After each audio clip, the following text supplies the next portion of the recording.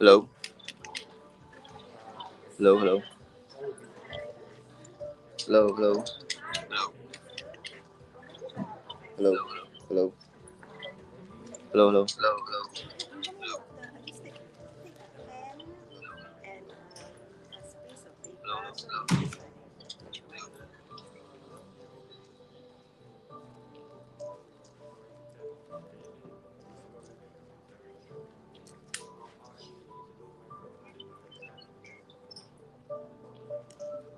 Maybe I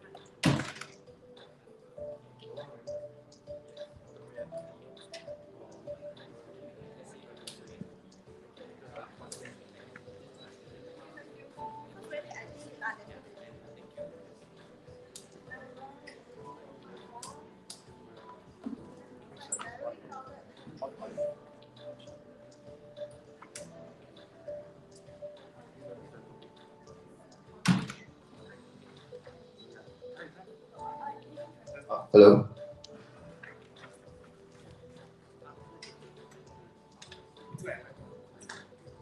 hello, hello, hello, hello.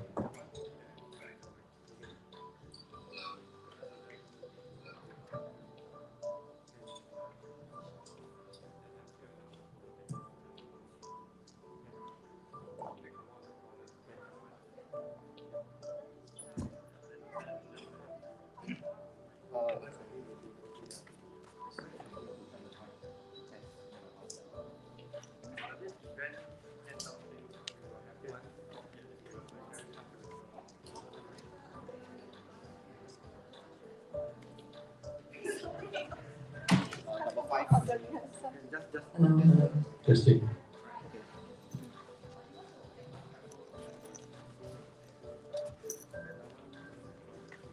Can pick up.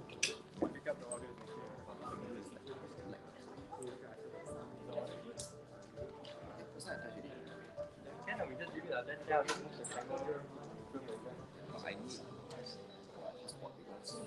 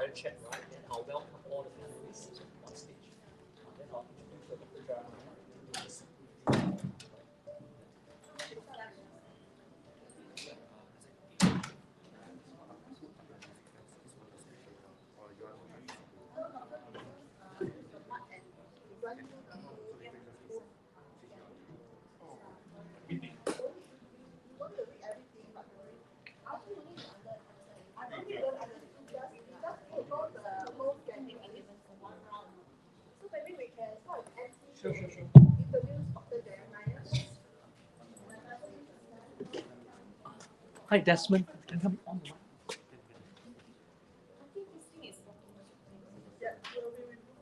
Test, test.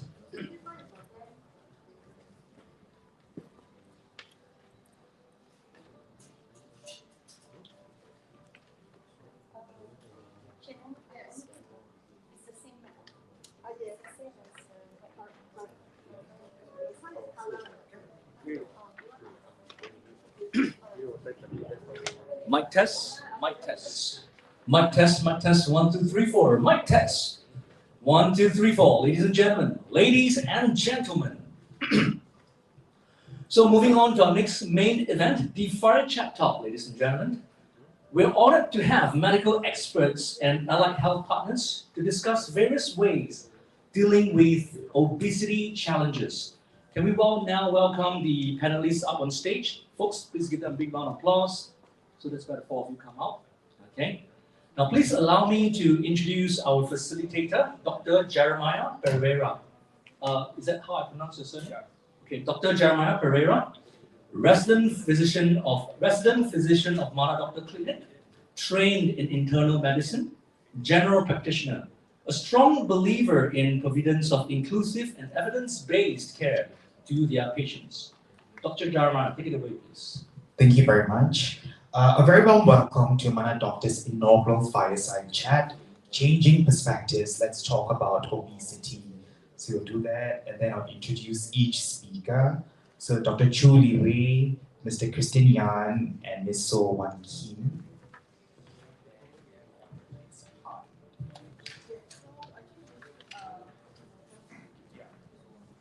So, Mr. Would you like to start us off by talking a bit about the role of dietary modifications in the role of combating obesity?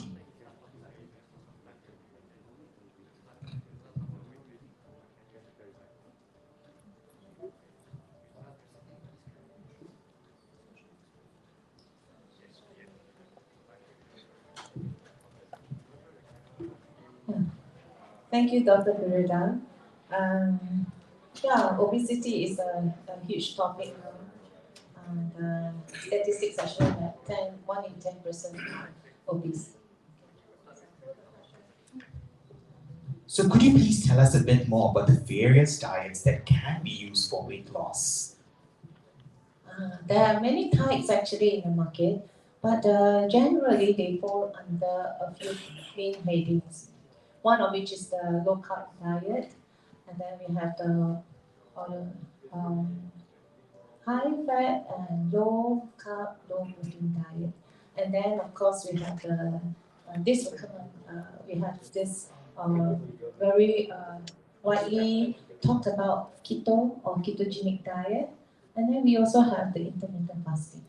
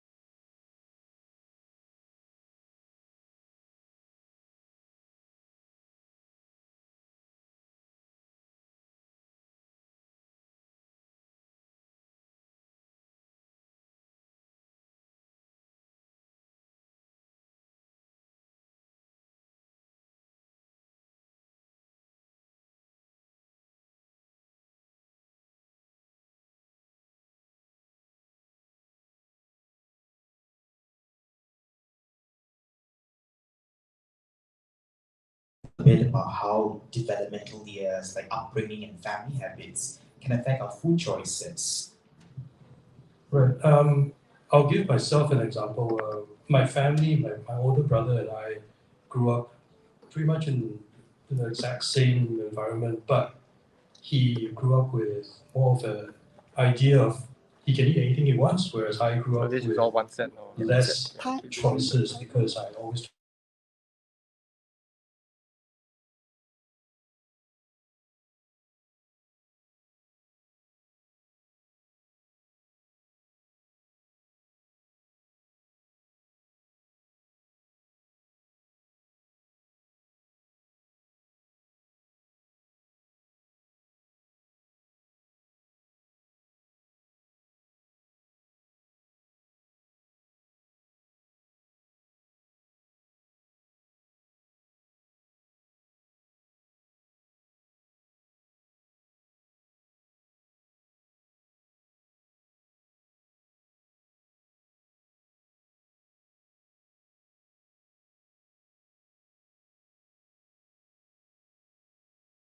it's funny because we just judge without even thinking about it. It is more than just a diet and exercise. It's really serious disease. I'm sorry, guys, the words I said earlier. I feel bad, like I'm part of the problem. I'm part of. They're sick, like they're sick, they're suffering, and I'm judging them and saying, "Oh, stop being lazy." Like even to my own brother.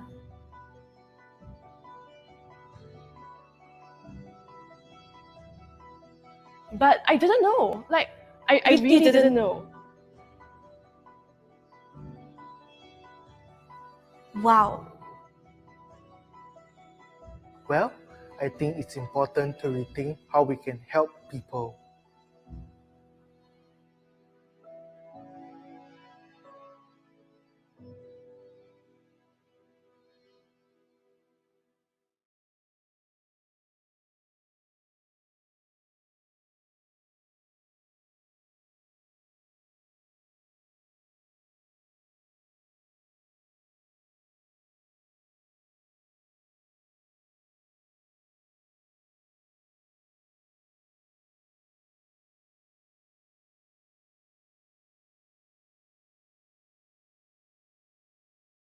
Welcome to the Manadr Weight Management Program.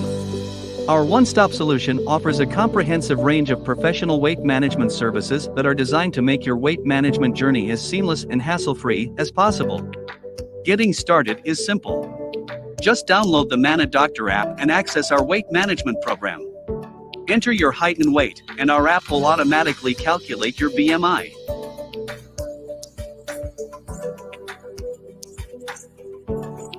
You can then consult with one of our weight management doctors through our teleconsultation service without having to leave your home. In addition to teleconsultation, we also offer the option of in-person consultation at our physical clinic too. Our weight management doctors will work closely with you to create a personalized weight management plan tailored to your needs. Additionally, you can keep track of your purchased goods with our 24/7 customer service team, who will confirm the status of your order and deliver it to your doorstep within 4 hours. We also offer community support through our ManaChat and ManaForum platforms. If you have any questions, you are more than welcome to reach out to our community group for further support and advice. Moreover, we have a caring and dedicated care manager who will be with you every step of the journey to ensure that you have the support you need to achieve your goals. In addition to doctor consultations, our team of fitness coaches and dietitians will provide you one-to-one guidance and tutorials based on your weight management plan. You can also track your exercise progress in real time through the Manadr app using smart devices. Download the Manadr app today from Google Play Store or the App Store. For more information, you can also visit our official website at manadr.com. Thank you for choosing Manadr. We will be with you every step of the way to make your weight management journey a success.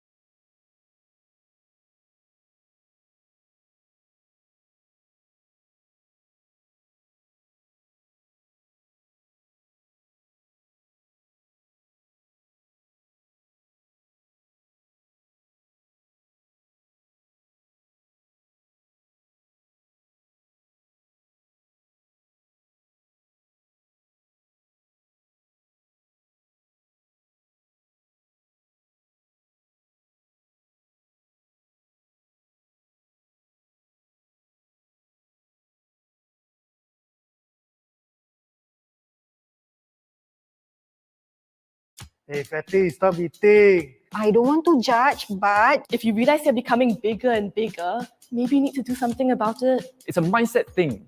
You need to have the right mindset and you can accomplish anything. do exercise. Zumba, for example, like me. I know it's not politically correct, but take responsibility. I mean, they're not ugly, but everyone has 20 minutes in a day to do something. Don't eat a burger or fried food or I don't know. Just stop eating. Just stop eating. It's that simple.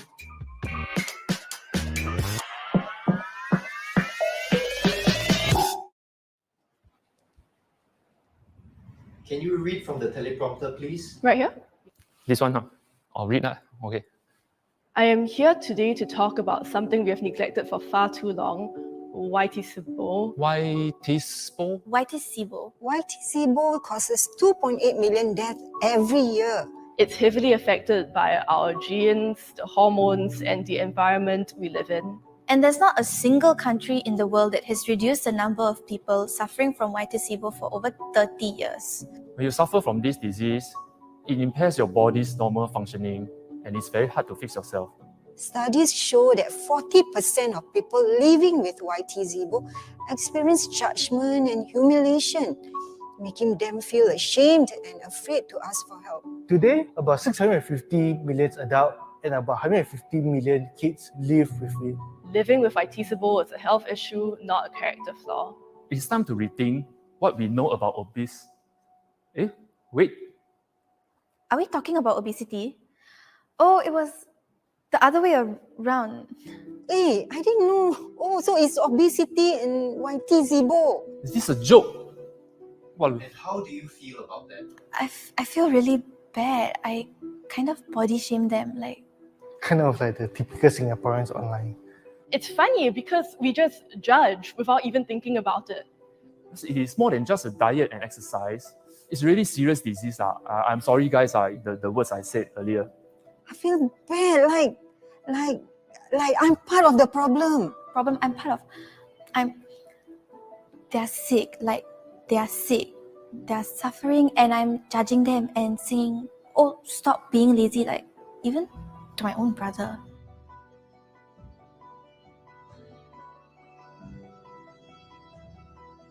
But I didn't know. I really didn't know. Wow.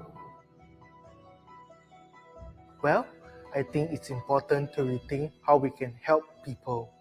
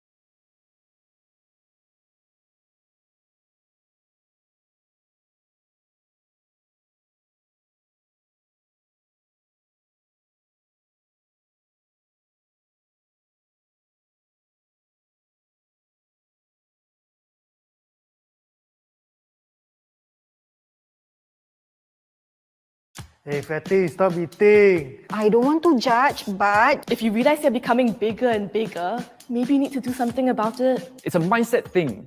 You need to have the right mindset and you can accomplish anything. do exercise. Zumba, for example, like me. I know it's not politically correct, but take responsibility. I mean, they're not ugly, but everyone has 20 minutes in a day to do something. Don't eat a burger or fried food or I don't know. Just stop eating. Just stop eating. It's that simple.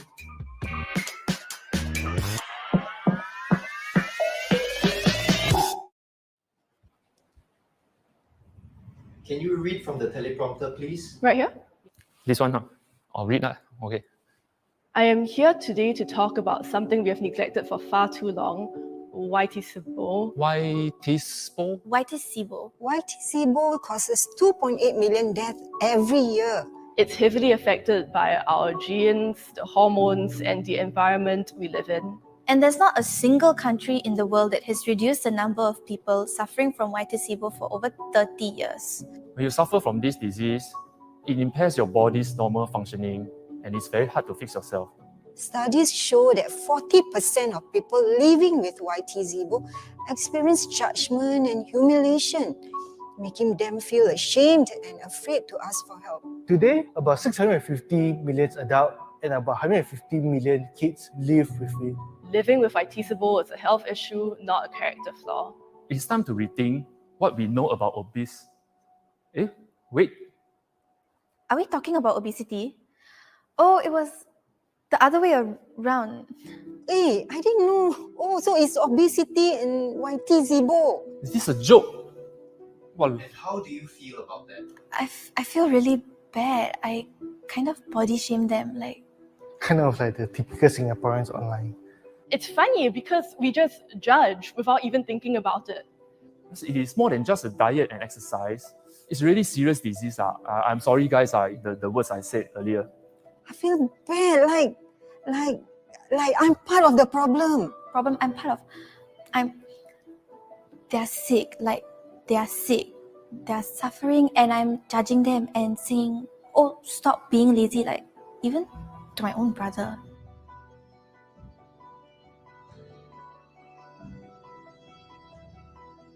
But I didn't know. Like, I really didn't know. Wow. Well, I think it's important to rethink how we can help people.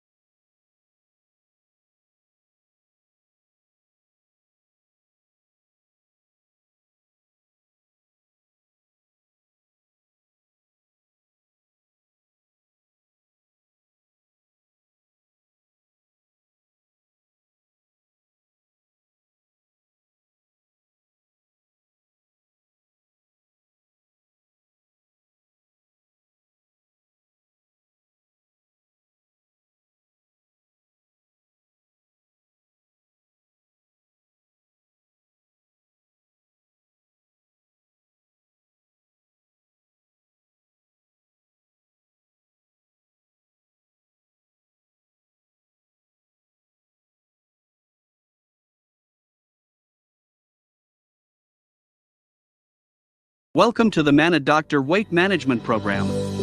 Our one-stop solution offers a comprehensive range of professional weight management services that are designed to make your weight management journey as seamless and hassle-free as possible. Getting started is simple. Just download the Manadr app and access our weight management program. Enter your height and weight, and our app will automatically calculate your BMI.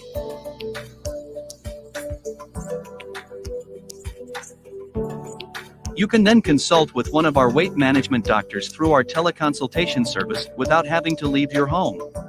In addition to teleconsultation, we also offer the option of in-person consultation at our physical clinic too. Our weight management doctors will work closely with you to create a personalized weight management plan tailored to your needs. Additionally, you can keep track of your purchased goods with our 24/7 customer service team, who will confirm the status of your order and deliver it to your doorstep within 4 hours. We also offer community support through our ManaChat and ManaForum platforms. If you have any questions, you are more than welcome to reach out to our community group for further support and advice. Moreover, we have a caring and dedicated care manager who will be with you every step of the journey to ensure that you have the support you need to achieve your goals. In addition to doctor consultations, our team of fitness coaches and dietitians will provide you one-to-one guidance and tutorials based on your weight management plan. You can also track your exercise progress in real time through the Manadr app using smart devices. Download the Manadr app today from Google Play Store or the App Store. For more information, you can also visit our official website at manadr.com. Thank you for choosing Manadr. We will be with you every step of the way to make your weight management journey a success.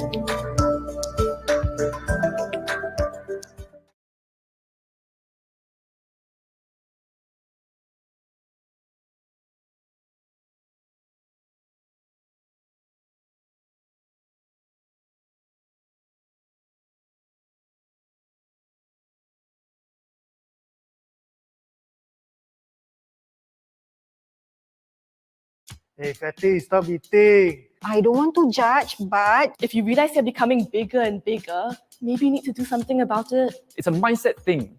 You need to have the right mindset and you can accomplish anything. do exercise. Zumba, for example, like me.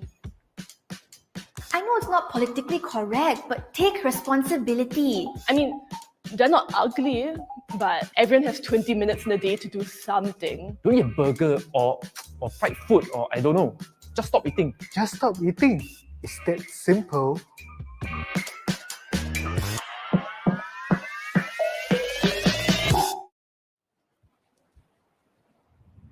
Can you read from the teleprompter, please? Right here? This one, huh? I'll read that. Okay. I am here today to talk about something we have neglected for far too long, YTSIBO. YTSIBO? YTSIBO. YTSIBO causes 2.8 million deaths every year. It's heavily affected by our genes, the hormones, and the environment we live in. And there's not a single country in the world that has reduced the number of people suffering from YTSIBO for over 30 years. When you suffer from this disease, it impairs your body's normal functioning and it's very hard to fix yourself. Studies show that 40% of people living with YTSIBO experience judgment and humiliation, making them feel ashamed and afraid to ask for help. Today, about 650 million adults and about 150 million kids live with it. Living with YTSIBO is a health issue, not a character flaw. It's time to rethink what we know about obese. Wait. Are we talking about obesity? Oh, it was the other way around. Hey, I didn't know. Oh, so it's obesity and YTSIBO. Is this a joke? Well, And how do you feel about that? I feel really bad. I kind of body shame them, like. Kind of like the typical Singaporeans online. It's funny because we just judge without even thinking about it. it is more than just a diet and exercise. It's really serious disease. I'm sorry, guys, the words I said earlier. I feel bad, like I'm part of the problem. I'm part of. They're sick, they're suffering, and I'm judging them and saying, oh, stop being lazy, even to my own brother.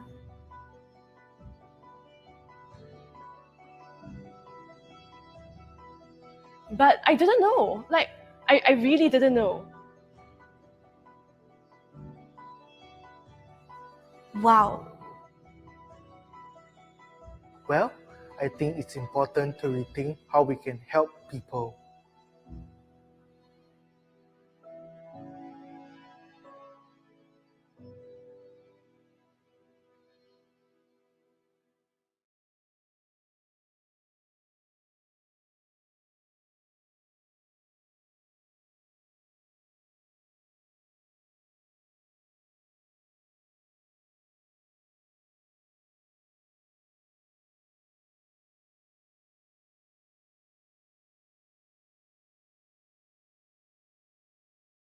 Welcome to the Manadr Weight Management Program. Our one-stop solution offers a comprehensive range of professional weight management services that are designed to make your weight management journey as seamless and hassle-free as possible. Getting started is simple. Just download the Manadr app and access our weight management program. Enter your height and weight, and our app will automatically calculate your BMI.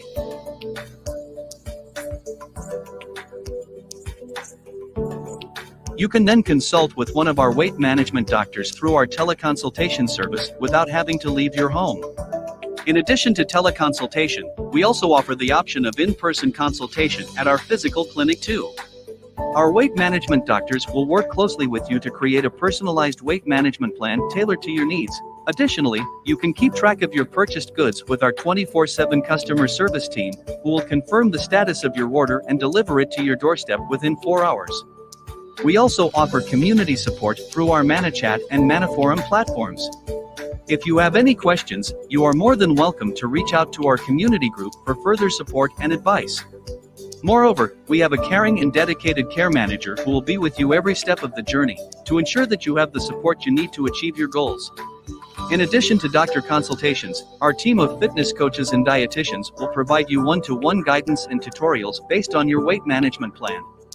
You can also track your exercise progress in real time through the Manadr app using smart devices. Download the Manadr app today from Google Play Store or the App Store.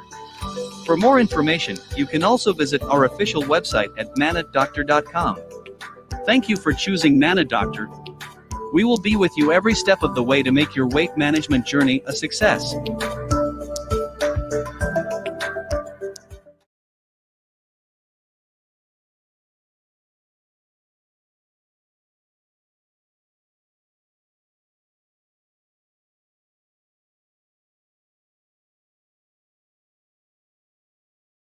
Welcome to the Manadr Weight.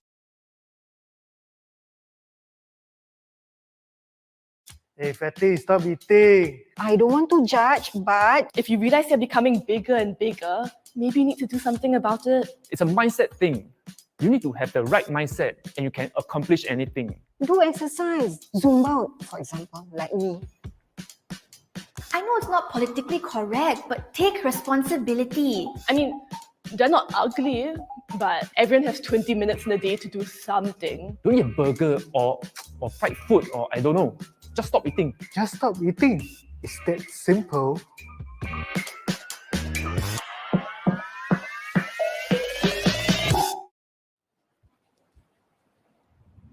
Can you read from the teleprompter, please? Right here?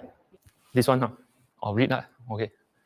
I am here today to talk about something we have neglected for far too long, Whitey Sibo. Why TISPO? White is SIBO. YTCBO causes 2.8 million deaths every year. It's heavily affected by our genes, the hormones, and the environment we live in. And there's not a single country in the world that has reduced the number of people suffering from white SIBO for over 30 years. When you suffer from this disease, it impairs your body's normal functioning and it's very hard to fix yourself. Studies show that 40% of people living with YTZIBO experience judgment and humiliation, making them feel ashamed and afraid to ask for help. Today, about 650 million adults and about 150 million kids live with it. Living with Whitey Sibo is a health issue, not a character flaw. It's time to rethink what we know about obese. Wait, Are we talking about obesity? Oh, it was the other way around. Hey, I didn't know. Oh, so it's obesity and YTZIBO. is this a joke? Well, And how do you feel about that? I feel really bad. I kind of body shame them. Like, Kind of like the typical Singaporeans online. It's funny because we just judge without even thinking about it. it is more than just a diet and exercise. It's really serious disease. I'm sorry, guys, the words I said earlier. I feel bad, like I'm part of the problem. I'm part of. They're sick. Like, they are sick. They're suffering, and I'm judging them and saying, "Oh, stop being lazy." Like, even to my own brother.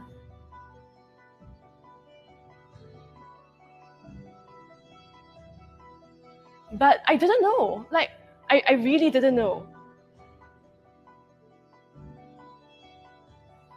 Wow. Well, I think it's important to rethink how we can help people.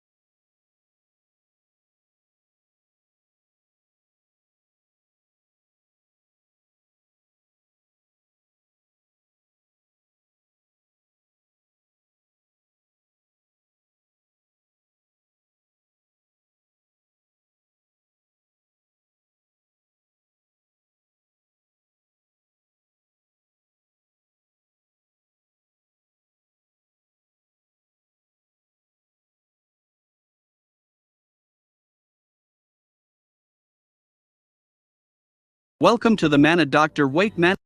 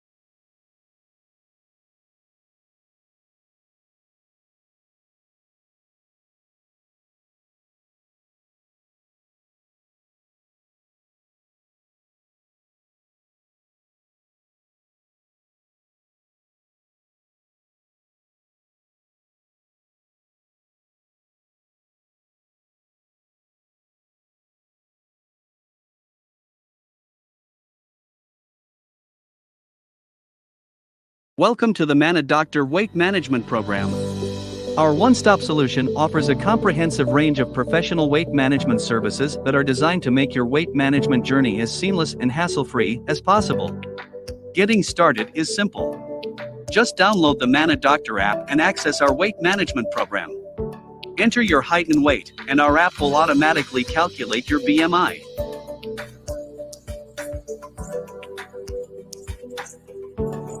You can then consult with one of our weight management doctors through our teleconsultation service without having to leave your home. In addition to teleconsultation, we also offer the option of in-person consultation at our physical clinic too. Our weight management doctors will work closely with you to create a personalized weight management plan tailored to your needs. Additionally, you can keep track of your purchased goods with our 24/7 customer service team, who will confirm the status of your order and deliver it to your doorstep within 4 hours. We also offer community support through our ManaChat and ManaForum platforms. If you have any questions, you are more than welcome to reach out to our community group for further support and advice.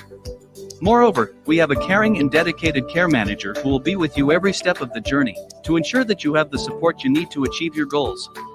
In addition to doctor consultations, our team of fitness coaches and dietitians will provide you one-to-one guidance and tutorials based on your weight management plan.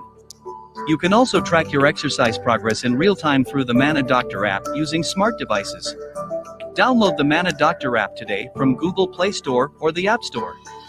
For more information, you can also visit our official website at manadr.com. Thank you for choosing Manadr. We will be with you every step of the way to make your weight management journey a success.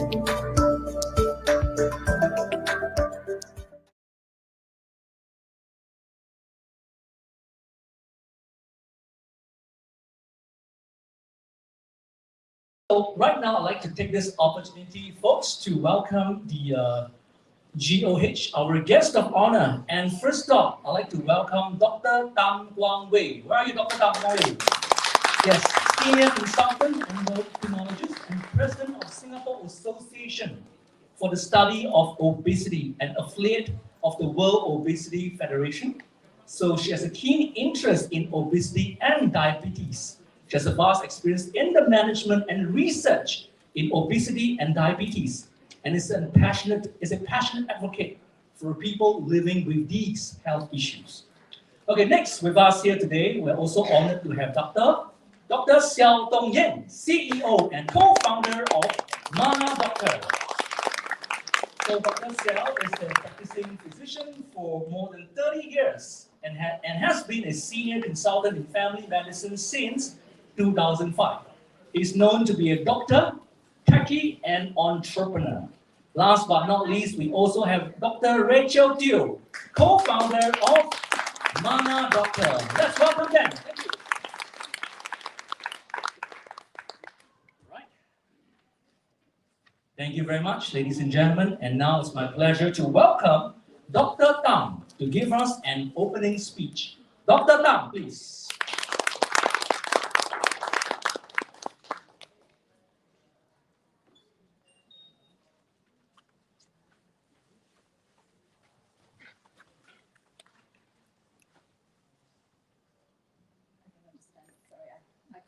memorize my speech, so forgive me. Dr. Xiao Tongyu, CEO and co-founder of Manadr Doctor, Dr. Rachel Teo, COO and co-founder of Manadr Doctor, our esteemed speakers, and all our participants today, a very good afternoon to you.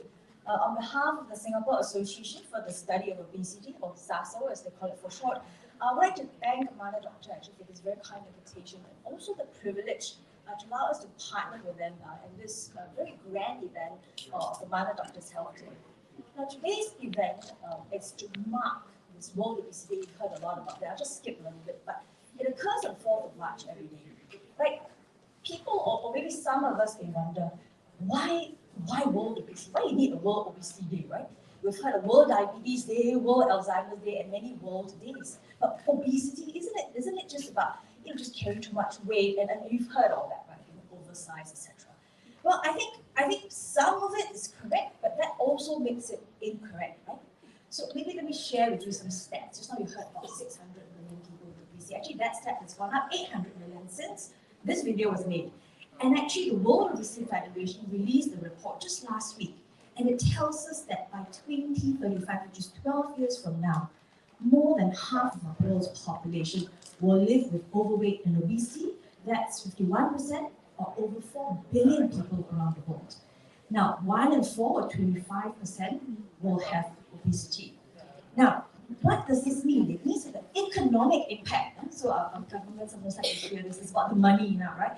Actually will reach US $4.32 trillion annually, right, by that time.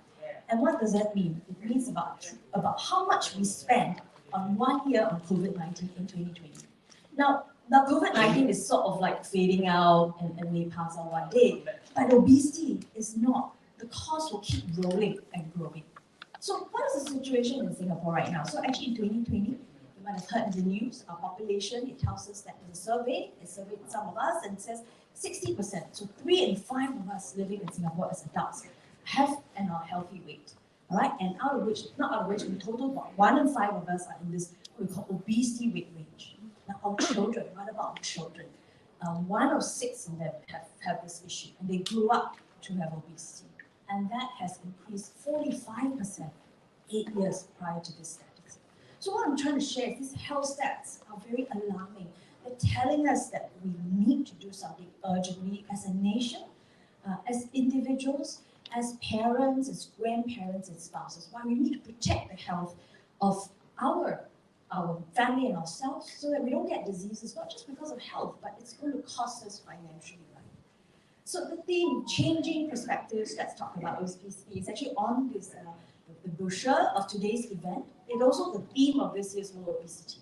Now, why we need to change perspective, right? You hear all these things just now, and actually many of us hold views about obesity that are shaped by our culture, our experience. Some of us live with obesity. Actually, I have obesity for many years, and the media, and these are all actually very biased and wrong. And what this does is actually harms us as people living with obesity, harms our family, our friends, because this makes them actually perpetuate in this health state. It makes them not being able to come forward for the help that they need and struggle alone for many years.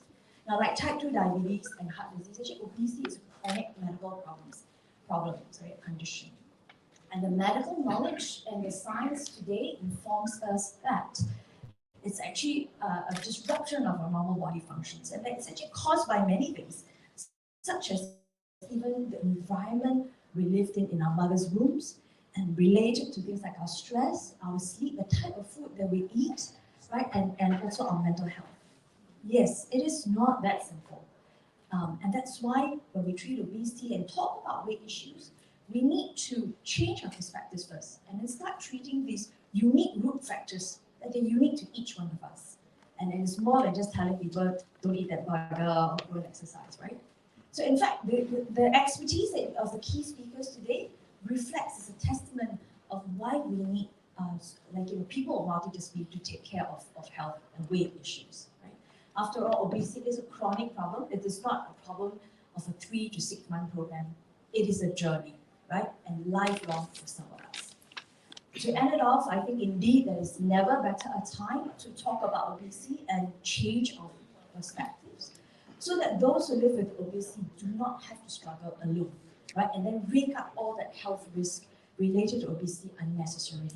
So that our loved ones, right, need not be subjected to these bias and erroneous views that are preventing them from getting the help they truly need. The Ministry of Health will roll out the Healthier SG for us residents this year, and it is with the goal to improve our health and to prevent all these chronic diseases. And actually, weight issues is going to be one of the major pillars. That's why we in SASO are very thrilled and also very thankful to have innovative and progressive partners like Manadr Doctor, and you see that wonderful app there, to support the people of Singapore through this what we call a multi-pronged approach, right, in our journey to a healthy but fruitful life and in alignment with our nation's health map. So congratulations to Manadr Doctor for this level of awareness that you have raised through today's event. I wish you every success, not just for this event, but in the journey ahead. Thank you very much. Thank you so much, Dr. Tam, for the inspiring speech. Dr. Tam, President of Singapore Association for SASO. And next, I'd like to welcome Dr. Xiao to address us. Dr. Xiao, please.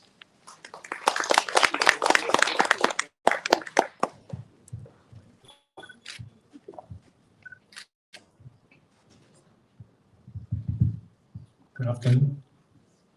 I'm just wondering, any of the audience I'm familiar with. I'm actually a practicing physician also. So you can see from my resume, actually, I've been practicing for many years and I still see many patients.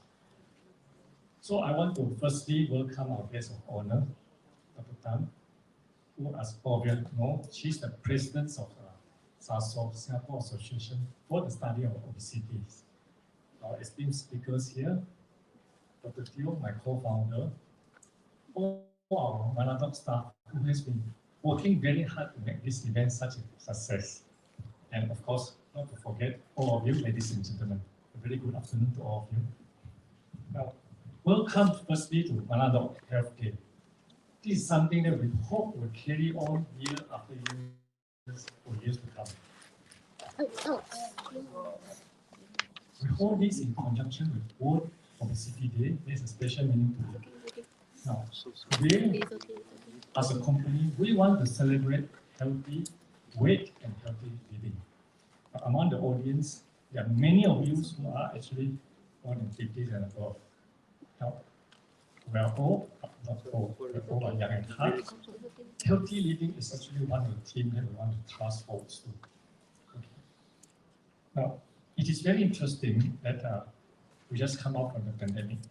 And I'm indeed very thankful that many of us managed to pull through this horrible 3 years. And many of you in this are quite familiar with Manadr. We are actually one of the pioneers in telemedicine in Singapore. And during the height of the COVID-19, we partnered with the Ministry of Health and MOM. We delivered telemedicine to tens of thousands of Singaporeans, our foreign workers among us. We send medicine to them. We see them by virtual telemedicine.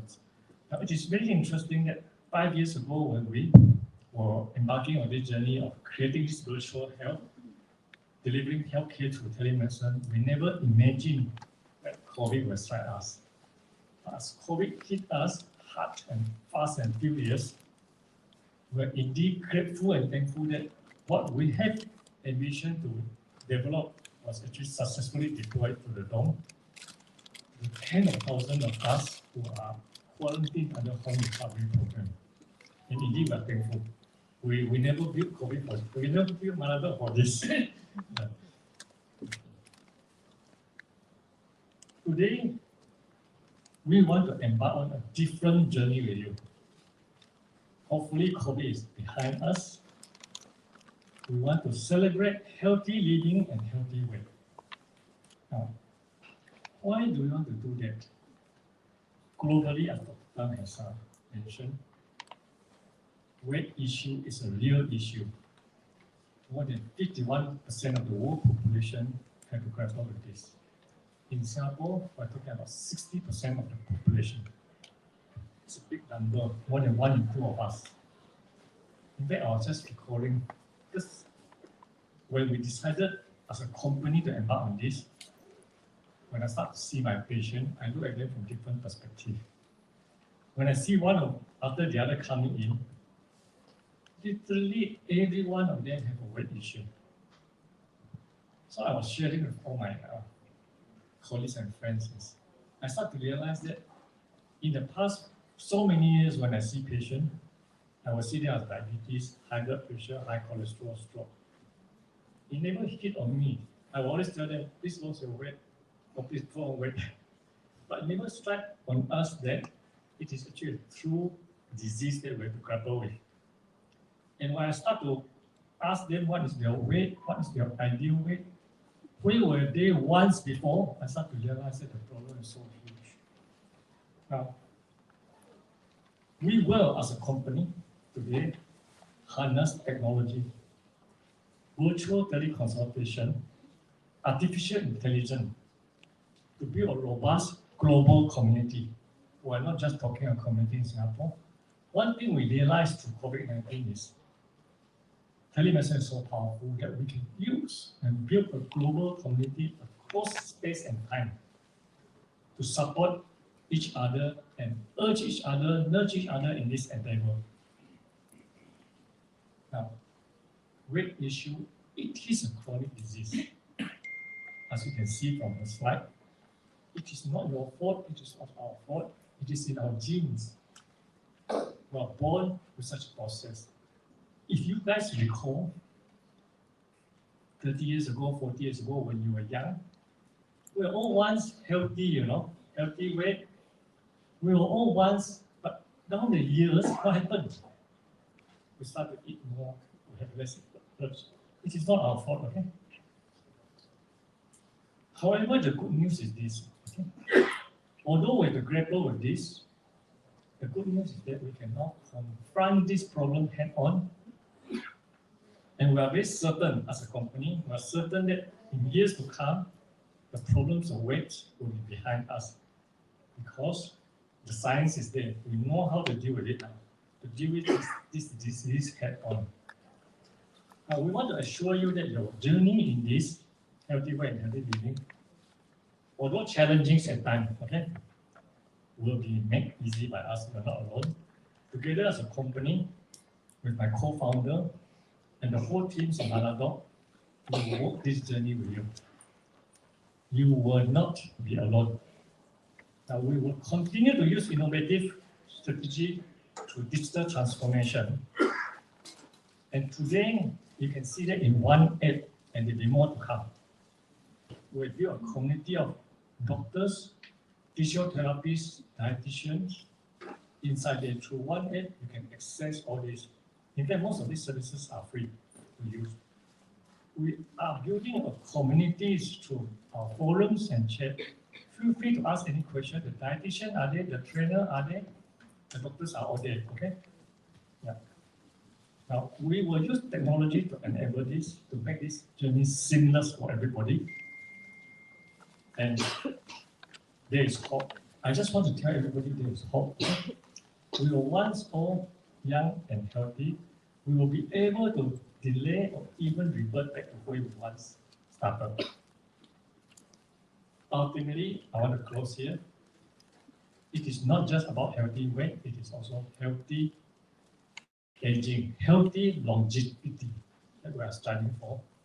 And I love this slogan that we have actually of our own company. We want to add years to your life. We want to add vitalities to your years. There's no point quitting all but being weak. We also want to add youth to your vitalities. And we believe we can achieve this. When you're 90, you look 70, you look 60, and you're healthy. Thank you very much and have a great afternoon. Thank you. Thank you so much, Doctor. Thank you so much, Dr. Xiao, for sharing with us your vision. Please stay on stage. And right now, I'd like to welcome back Dr. Tam and also Dr. Rachel on stage to do the ribbon cutting ceremony. Doctors, please.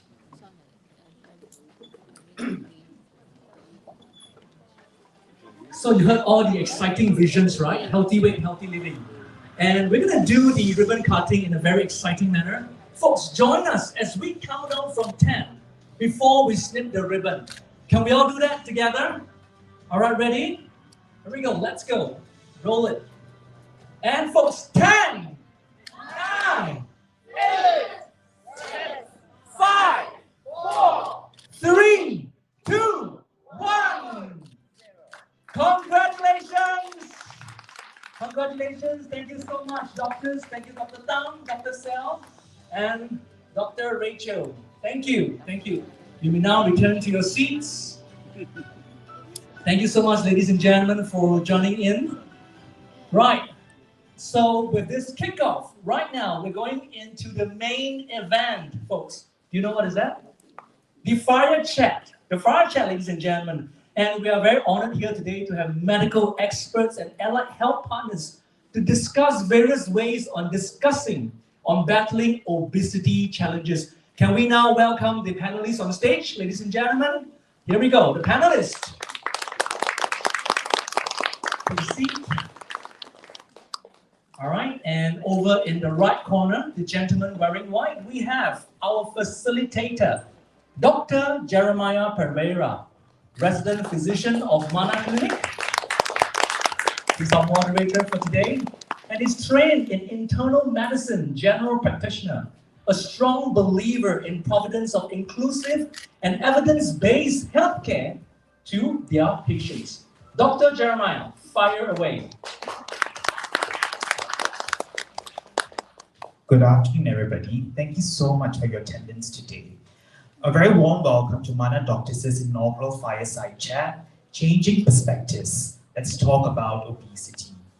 In 1997, the World Health Organization declared obesity a major public health problem and a global epidemic because of its tangible link to a variety of debilitating chronic diseases, including cardiovascular disease, strokes, obstructive sleep apnea, infertility, and even certain cancers. This epidemic has unfortunately not escaped Singapore, with the 2019-2020 National Population Health Survey showing a prevalence of 10.5% of obesity amongst residents 18 to 74 years old. Our hope for this fireside chat is to introduce obesity as a clinical concept that needs to be managed with a multidisciplinary model involving doctors, dietitians, exercise, and therapists. Without further ado, let me introduce our learned speakers for this afternoon. Firstly, we have Dr. Cho Li Wei, who's an experienced endocrinologist with over 15 years of experience. In addition to her interest in reproductive endocrinology, diabetes, and obesity, she also manages a wide range of other endocrinological conditions. Dr. Cho did her undergraduate training at the University of Glasgow and completed her specialty training with dual accreditation in diabetes, endocrinology, and general internal medicine in the UK. She also holds a Master's of Public Health qualification and is passionate about research and was awarded a doctorate in medicine in recognition of research for polycystic ovary syndrome while training in the UK. She has published extensively with over 30 publications in international peer-reviewed journals and over 500 citations in scientific articles. Let's welcome Dr. Cho Li Wei.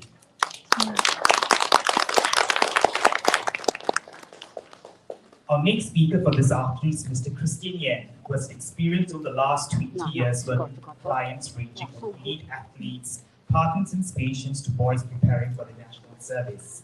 He is currently managing fitness clubs and training future fitness trainers. He relies on the course of his work that many of his clients have mental health needs. He has decided to complement his fitness and training skills with counseling, and thus did his postgraduate training in counseling psychology. He balances his approach of mental health leading a healthy lifestyle. He uses a combination of cognitive behavior therapy to help clients understand how their mind works and impacts their behavior. He also uses person-centered therapy to act as a guide and a source of support to help clients steer their ship towards a successful outcome. Let's welcome Mr. Christian Yen as well.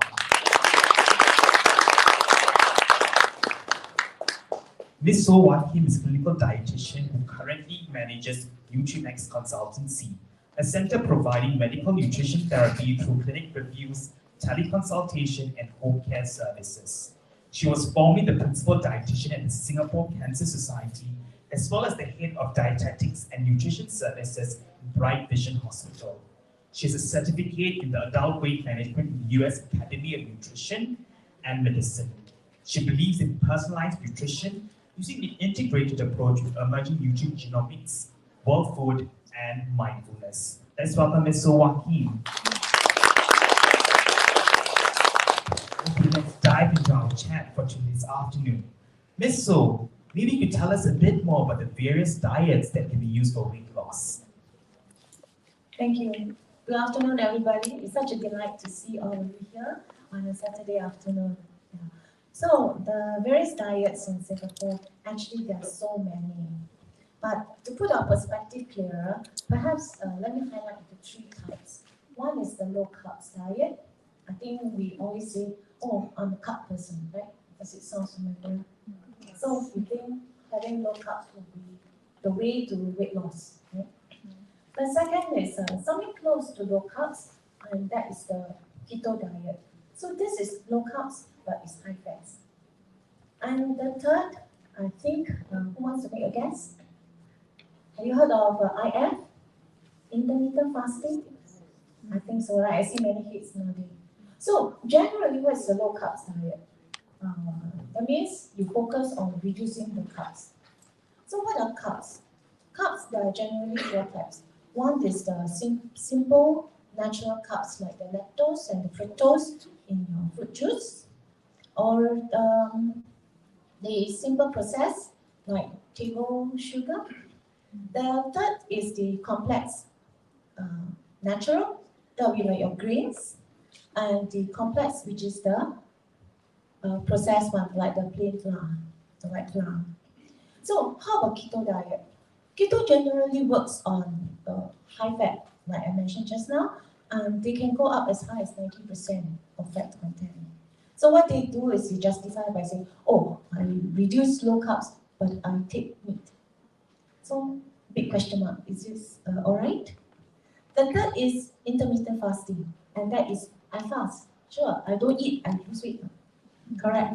But actually, any diet, as long as you lose the calories, you will lose weight. So we go for it, okay? Thank you. Let's zoom in on this low carb diet. So could you tell us a bit more of the various types of low carb diets that are available? Okay. Again, just put it into, of course, there are many like borderline cases, but to put it in a very clear, so that we know what it's about, is that generally there are about four types of low carb diet. One is you go very low, like 10%. So 10% would mean like you take about 20 calories to about 50 calories a day on carbohydrates only. So what are the famous diet that are low carbs? Have you heard of the Atkins diet? Okay, yeah, so that is something like that, and also the keto diet. Remember earlier on I mentioned. The second is a low carb diet, which is about less than 26% of carbs, so it's about 25%. And the third is slightly higher, which means like it's about 130 calories, 130 grams of carb. And then the final one, which is higher, which is less than 45% of your daily carb intake. But how does it compare to what is the guideline by HPB? Anybody know? So for a HPB guideline, our carbohydrate intake should be about 45% to 65%. So that translates to about 900 to 1,003 calories, as compared to the very low carbohydrate diet, which is about 20 to 57 calories, 57 grams. So you can imagine the drastic difference here. So what then would it be good about this? The good thing about low carbohydrate diet is that you cut down on pastry, cakes, all this. That is a good thing, right? Because there's a lot of sugar. But the trick comes if you are cutting down on grains and things that give you the complex carbohydrates. Then you might be forfeiting yourself of fibers and vitamins. And also remember, carbohydrates actually give you the fuel to give energy. So you may find that, hey, I'm running, how come now I'm breathless? A good example. So then you may ask, what is a good diet for me? Huh?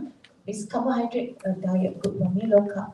I suggest before you start any program, talk to your doctor, like Mana doctor, we have so many doctors, and talk to your dietitian too.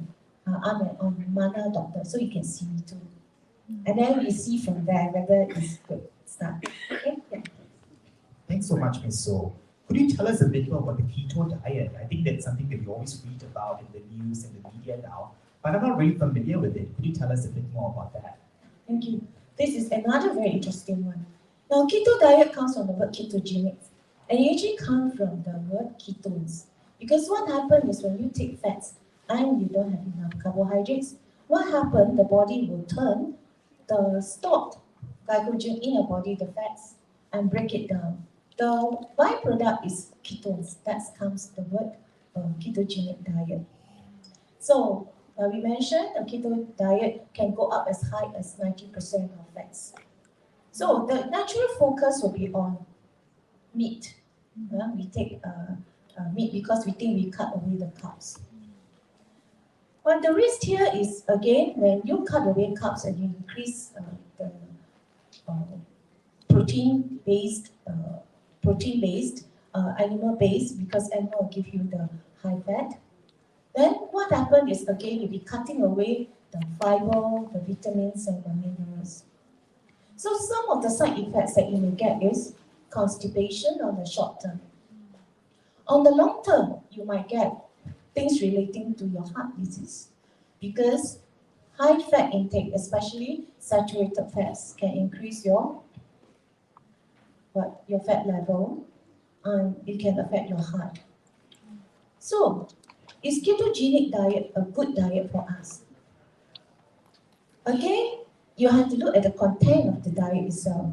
Is this diet giving you a balanced meal? If not, on the long term, you're going to have a nutritional deficit there. And you can't tell until it's too late. There's no diet that... I like to take this opportunity to correct some of our misconception. I tried this diet, no good, I switched to another. The damage that is done, you don't know until maybe 10, 20, 30 years later. Then you ask yourself, why am I so unlucky to get certain disease? Right? So the best is, always make sure that the diet that you have are nutrient-dense. So for a keto diet, on the another side effect that you can get is headache and irritation. And some of them even have lack of concentration. On longer term, you may have symptoms like a bad breath, insomnia, and all those stuff. So again, ask yourself whether the diet is giving you the kind of nutrients that you should be having. Thank you. So how should we choose a diet then with all this information that you've given us? How do we decide what's the best one for us moving forward? Thank you. So this is a very good summary of what we discussed today. Whether it's IF, which is a fasting diet, where you fast and it makes you so miserable, and although the selling point is you can eat whatever you want, but life is never like that. What you eat in is stored inside already. What happens after you eat, right? So all in all, we ask ourselves, the diet that we take, is it something that will give us the nutrients? Is it a balanced diet? Does it improve our medical condition if we have? Does it give us a better lifestyle? If it's something that helps us, it should improve in your medical condition. Again, if you're not sure, come and see us. We can explain detail to you. As you can see, we have a short constraint here at the time. Okay, thank you. Christian, let's talk a bit about the role of mindfulness and therapy in our food choices. There's this big word that goes around CBT, which is cognitive behavioral therapy. So it means typically like changing mindsets around our food habits that were built when we were growing up or from our childhood. So could you please tell us a bit more about how our developmental years, like our upbringing, our family habits can affect our current food choices? Okay, so welcome everybody. Thank you for coming. The important thing about us to remember is how we grew up affects us in a very big way about how we choose our food and how we react to food, how we react to certain situations, and how we choose what we eat after that. So if we are in a stressful situation, we decide to eat something that suits us, that makes us happy. If we are in a very happy situation, we may decide to sort of eat a bit lighter, and we can decide to rest more and be healthier. So how we grew up and how we eat are a big factor, and that creates our adulthood as we go along. So what do you think about our mindsets, and do they have a role over our food choices? Okay, so mindset, a lot of people will hear that it's a very straightforward thing. Everybody thinks, oh, we have a very straightforward mindset. We are grown up, we know what we want, we know what we eat. I'll give a very good example. Say, for example, an athlete. You look at sprinters. They are very healthy, very lean, very strong. And the reason for that is they're very focused on what they eat. They know by eating certain things, it makes them stronger, makes them perform better, right? Then you have the average person like most of us. We just go, I can eat whatever I want, whatever's available. Hawker centers around the corner. Do I really want to choose other things that are harder to get or more expensive? That's more nutritious. We really have to think again about how we want to buy food, how much we want to spend. Then you think about the guys in, say, the army, for example, NS. They have no choice. They just go in, they are told what to do, they are told what to eat, and they come out 50% smaller. Right? So those are the ones that you go, oh, that works. How come when they come out, they don't, they put everything back on? So a lot of it has to do with our mindset, what we really want to achieve, and how we're going to achieve it, and understanding what to do. It's very interesting. So sometimes when I'm stressed out, I feel that I'm losing weight also. When I was doing my exams in medical school and my training, I feel that I lost weight as well. Is there a role of stress in affecting obesity as well? I think everybody has stress in their life. We tend to push it aside and think that that's normal. But how we deal with stress has a lot to do with how we actually accept it in our lives. So we understand stress by how we react, right? So when we are angry with somebody at work, we come home and we go, oh, I really want to eat something that makes me happy. I think I mentioned that before. And then when you are, say for example, stressed out, you don't eat because you're so tired and you just don't feel like you have the appetite, you lose weight. And that brings you to the other end of the spectrum. A lot of the time, it also affects our sleep. And because of that, that affects our food intake, that affects our body's ability to hold on to the nutrients that we want, that we need. So stress needs to be addressed, and a lot of us tend to push it aside. We really need to address it and eat accordingly and try to prevent any kind of side effects. While I was researching for this panel, I kept coming across this term, mindful eating. Could you explain a bit more about what that means and how it helps and its role in combating obesity? I think the word mindful has been going around. I think everybody's hearing mindful this, mindful that. Basically, mindful means you need to know and you need to take the time to sit back and go, okay, so what am I feeling now? What should I be eating? Should I stick to my goal or should I just eat whatever I want? So it's mindful versus mindless, right? You go, you're angry, you're stressed, you have mindless eating, you react to it. Mindful means you take the time to sit back and decide, okay, so today I'm stressed out, but I know my goal, I need to really keep my carbohydrates to a lower level. I need to eat a little bit more protein, a little bit more vegetables, make the right choices. And once you make the right choices, take the time to enjoy the food and not just mindlessly gobble it down. So mindful eating is just making sure that you choose the right food and enjoying the food while you're at it. What are the ways that we can use to empower ourselves to make these good choices? And when in this kind of stressful situations, it's pretty easy to make poor choices. So how do we put ourselves in a situation or set ourselves up to make these good choices? That's a very good question. A lot of us think we know what to eat, and we obviously know what is right, what is wrong. I'm sure when you hear of dietitians speaking about this, you go, oh yeah, I know about that as well. But do we really take the time to sit back and go, at what time should I be having my meals? Because I'm working, and because the times that I'm working, I need to have my meals at a certain time.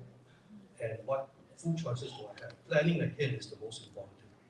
So if you can't get the right food at work, you prepare it ahead of time, or you try to find the place where you can buy the right food to eat. So a lot of it has to do with forward planning and sitting back and just really taking the time to choose and plan. So I do that in my work. So I work in Beach Road, and there's a lot of good and healthy food. So I'm very mindful not to walk beside the coffee shops instead. So I want to make a poor choice. So I do those kind of things. It's a bit difficult to pack my food, so I do that instead. Okay, any final tips for our audience here who are trying to lose weight? How to use mindfulness to aid them in this journey? I don't want to sound cliche, right? But everybody feels that they know. Everybody feels that they are already an adult. They know what they're supposed to eat. I've been eating like that for the last 50 years. Why should I change it? I've heard that from a lot of my clients. I know what I'm eating. I'm not suffering from anything. You see, the guy 20 years younger than me has a heart attack. And so the point of it is to make the right choices for the long term. Right? We are not going to know how our body is going to react as we age. We think we are good now, but as we age, our body deteriorates, our systems starts to shut down. That's when the right choices that we make now matters. So keep in mind that we are never going to be forever young, and make the right choices. Dr. Chiu, I think you were watching the video a bit earlier on, and there's this theme that kept coming about how obesity is just leading to being lazy or being sedentary and eating too much. Let's talk a bit about how weight can affect our health and how obesity is a lot more than just what we eat and what we're doing. Could you tell us a bit more about that? Right. So obesity is it's one of these things that, like we heard, there's a high percentage of people who has obesity. It's not really. Sometimes it's the environment. It's a combination of your genes as well as the environmental. So if you have two hits, then it's very hard to fight it. But there are also medical conditions that can put you at risk of developing obesity. And for example, if you have conditions such as insulin resistance that put you at risk of diabetes or polycystic ovary syndrome, then it's more difficult for you to lose weight. Or if you have a condition such as underactive thyroid, your metabolic rate goes down. So it's difficult to lose weight in that sense. There are also other rare endocrine conditions that can affect your hormones, like Cushing's or such other things that can affect your weight, and therefore sometimes it's good to have it checked out to make sure that you don't have any other conditions that stops you from losing weight. I think people are a bit curious here about what doctors can offer in the role of weight management. I think a lot of the time we talk about dietitians, we talk about doing exercise, but what exactly can a doctor offer in this multidisciplinary care for obesity? Right. So at the first instance, the doctor would try and exclude any other medical conditions that makes it difficult for you to lose weight. So we do tests and rule out these medical conditions. And sometimes if we found out you have certain conditions that, for example, polycystic ovary syndrome, that makes it harder for you to lose weight, then we can give you options such as insulin sensitizers, or we could give you a helping hand, because sometimes it's easier to maintain a weight rather than going on a negative calorie balance in order to lose weight. So we can help you, give you a helping hand to lose that extra weight, and hopefully you can keep your weight down through diet and exercise. How would I know if I was overweight or obese? And is BMI a good indicator for this? It's a pretty good indicator. It looks at how the weight is in relation to your height. So for example, somebody said, oh, I'm 65 kilograms. Is that overweight, obese, or is that a normal weight? So if that person is 1.7 meter, is a very tall person, then that's a good weight for the person.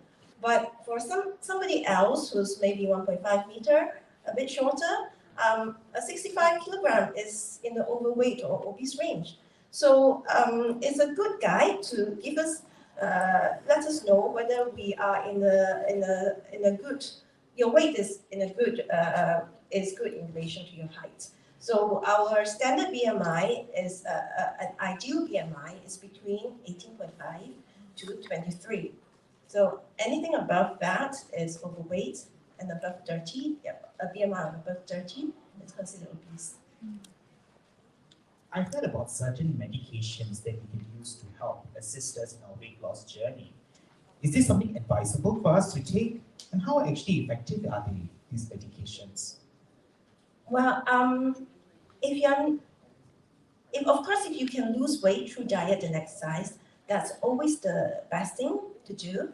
But some people find it difficult, and there are various reasons for it. They may have their genes might make it more difficult for them to lose weight, or they have other conditions that makes it more difficult for them to lose weight.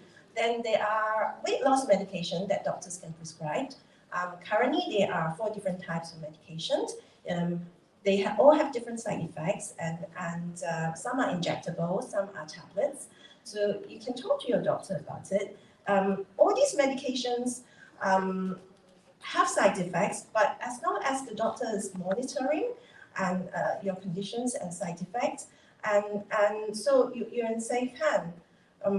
As opposed to, there are also a lot of weight loss supplements that's in the market that is not doctor's prescribed. These I need to, probably you have to take it with a pinch of salt, because all the labeling and claims may not be true. So because supplements does not have to go through HSA approval, and just have to be aware as well, because some supplements may have banned substances. So you have to look at where you source your supplements. Dr. Chiu, when you're seeing an obese patient in your clinic, what are the common challenges do you think they face when they come in to see you for help? Common challenges. I think a lot of patients that I see, they have already tried. The fact that they are in my clinic means that they are motivated. They want to lose weight. They have already tried various diet, various exercise regimes, and if they still couldn't lose weight, that's why they are in my clinic. Yeah, so there are challenges. I have a patient who did diet and exercise together with her husband. Her husband lost 10 kilograms, and she didn't lose anything at all. So it's difficult. She had polycystic ovary syndrome, and she's, so it's not an easy thing for everyone to do on their own. Yeah. Any special blood tests that we need to do if we are trying to lose a bit of weight? Are there any special blood tests we're supposed to do? I think in general, when you come to see a doctor, we would screen for medical conditions that will put you at risk of obesity. Then we will also screen for complications that you might get from the obesity, like for example, diabetes, high cholesterol, or high blood pressure, or the metabolic related complications, as well as joints and stuff. So if you have diabetes, for example, then we really don't advise you to go for fasting, intermittent fasting, that sort of thing. So we do screen for complications, and the blood test will be related to what it was really for. Yeah. Any final tips you have for our audience here tonight who are embarking on their weight loss journey, on what they're supposed to do, or how they could optimize their journey? It's a, if someone is overweight or obese, I think it's one of the best decision you can make for yourself. But it's a long journey, so find your own inner motivation and stay on the track and enjoy healthy food as well. Try to learn to enjoy a different type of food because it requires a lifestyle change. Thank you very much, Dr. Cho. And we are going to open the questions to the audience. So if anybody has any questions for our lovely speakers for tonight, please raise your hand and we will pass a microphone over to you. Hi, good afternoon, doctors. I have been obese my whole life. So for the past 2 years, actually, I have lost over 20 kilograms through exercise. And now, as I begin weight training, I find that I'm gaining back about 2-3 kilograms, even though I'm getting slimmer. So that's why I was wondering about the BMI, how accurate it is. Just now, when you just came, I think there are some colleagues, some of the team members asking about weight. I said I stopped weighing myself because I'm actually getting slimmer, but I'm getting heavier. So how should I benchmark myself? Because I have taken a lot of efforts to do my exercises. Now I'm still in the moderate, not in the healthy BMI yet. Yeah. Okay. So there are other markers like your waist circumference, and also there are more high-tech machines that can measure your body fat composition. So yes, there are other ways to look at your body fat as well as the tonator, looking at embedded body fat composition and waist circumference. So these are other markers that you can explore, see if there are any changes in these markers. Yeah. So if I were to go by the BMI chart, I'm actually now 25 or 25.5.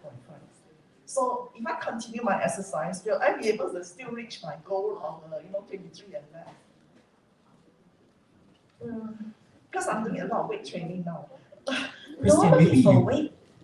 Ask Christian. Christian, maybe you could explain why maybe this lovely lady is gaining a bit of weight despite a very rigorous exercise routine. You have a very valid question, and honestly speaking, across the general population, BMI is a great way for people to understand where they are within the range. Your body composition, like the doctor has just explained, plays a big part in it. How much fat you have, how much your bone weight, how much your muscles you have. Right? So right now, if you're saying you're doing a lot of weight training, like a lot of my clients, they go, I'm putting on weight, a lot of women, especially my female clients, I put on weight how? You know, I don't want to go over a certain weight. I say, but you look slim, you're just putting on your muscle. Right? So then you go, I cannot, my weight cannot be over 60. Then you need to understand the difference between how much muscle you're putting on, how much strength you need, and versus what the BMI is. For BMI, for me, I'm obese. My body fat I took recently was 10.5%. I'm at 75 kilograms. So I'm actually obese. But it doesn't mean anything to me because I know that my composition is in the right range. So what you're doing is the right thing to do.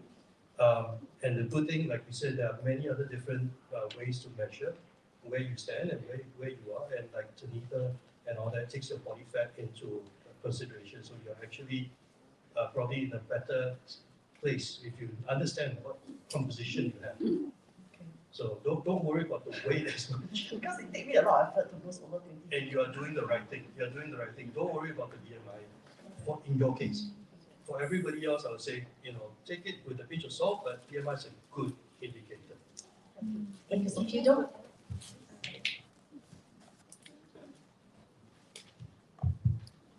Actually, just to add, if you see the studies, BMI is actually a guide. It's not a must. Then if you look at yourself, you actually lost a lot, and I really want to commend you for that. The other thing is that actually, you look at your biomarkers, your fat serum, your cholesterol serum, and also there's this in-body composition analyzer that can analyze your skeletal muscle mass, your lean muscle mass, your body fats. So that will be a good guide. But ultimately, you know that you're on the right path because you have actually improved your lifestyle practices and you are now exercising and you are aware. So weight is actually an outcome. It's not just the mass indicator for you. So very good. Thank you. Just one more question. You managed to lose weight before. Was it purely using a resistance exercise like weight training? Did you do any aerobic exercises? I jog, I swim, and I climb the steps. And long weightlifting and using the resistance band. Normally you need to do some aerobic exercises. Just the resistance is probably not enough to burn calories. So I alternate different group of muscles, different days of the week. Yeah, there should be a balance between your cardio and your resistance. Otherwise, you find that weight is also not moving. Thank you very much. Anybody else would like to ask a question?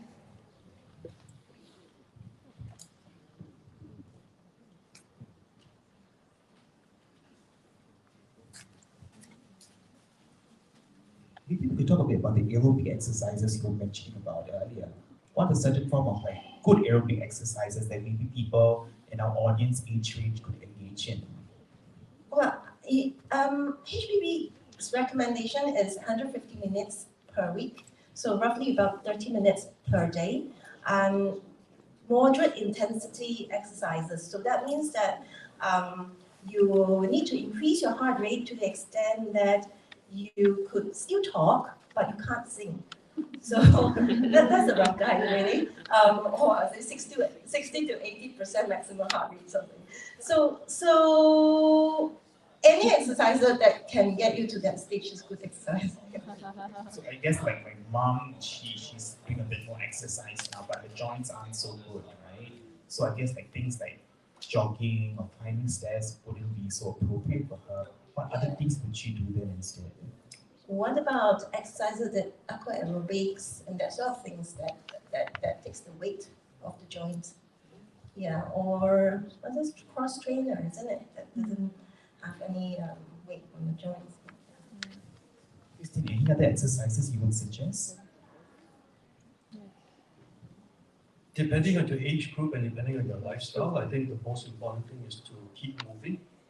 If you have like joint problems, avoid loads on your knees, on your ankles, on your back, right? So swimming or basic, but even cycling takes a lot of load off your legs, right? So choose the one that suits your lifestyle and also you can maintain like 30 minutes a day at a certain pace. So the most important thing, it doesn't matter what you do, but it just matters whether you're actually off the chair, away from your computer and actually outside, getting fresh air and actually getting your heart rate going. Once you start that going, you can start monitoring every other thing that you're doing, like your heart rate, then everything else comes into play. Actually, if the knees are giving problem, you can do some chair exercises too. Something easy at home too. Is there a question at the back? Yeah. Sorry, I'm not sure whether this is relevant, but we know that many people do not indulge in exercise because it's a bit tedious or time consuming. Currently, there's technology out there which kind of fast track your fat burning, whether it be freezing it or any other means.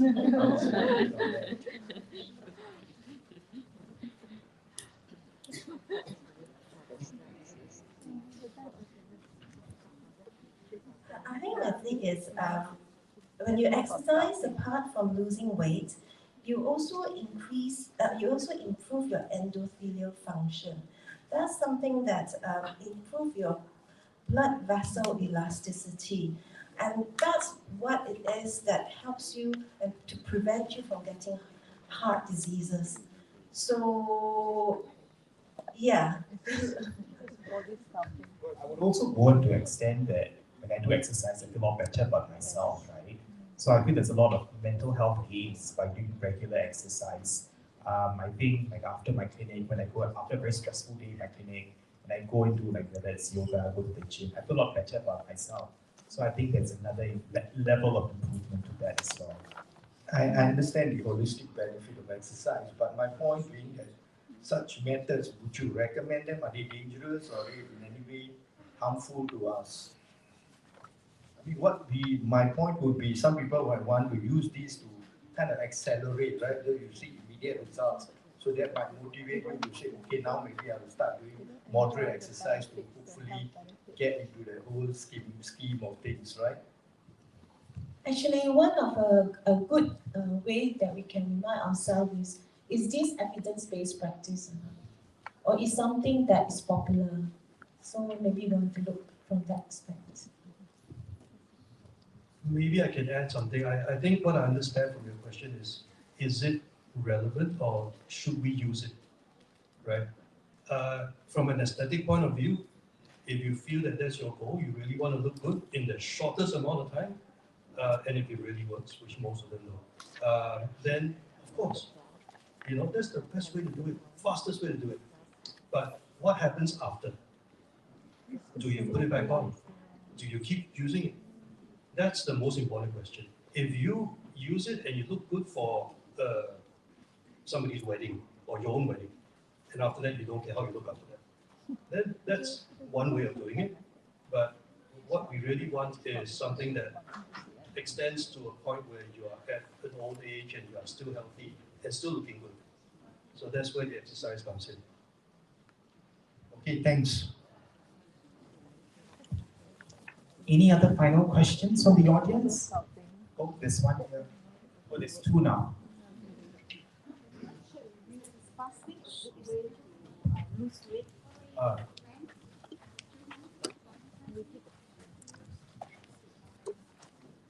Is fasting a good way to lose weight? So, what are your opinions on that? Actually, just now we mentioned about it's something like intermittent fasting. So if we are on the fasting, anything like we mentioned earlier, anything that we reduce the calorie intake, you will lose the weight. But we need to take one step further. After we have the weight loss, are we losing our nutrients? Because if we lose our nutrients, then we have new problem. If we don't have, let's say for example, not enough fibers, then we cannot go toilet. And that is a problem. Then we have dehydration. Or if you cut down on, say, calcium, vitamins, then you may actually lose in strength. Then you find you cannot exercise. So ultimately, whatever diet that we take, it should be personalized to our needs. And it should give us the nutrients that we need. Does that answer your question? Your question in the front. Okay, so I believe that exercise is definitely good for us, right? But most of the time when we exercise, is actually to build our muscle mass, so to increase our resting metabolism rate. So would you say that if I put the diet up to 80 to 20% is exercise and 80% of more to my food portion, will that help to decrease a lot of my calories? Like for example, in terms of losing weight and losing fats especially. That ratio of 80 to 20.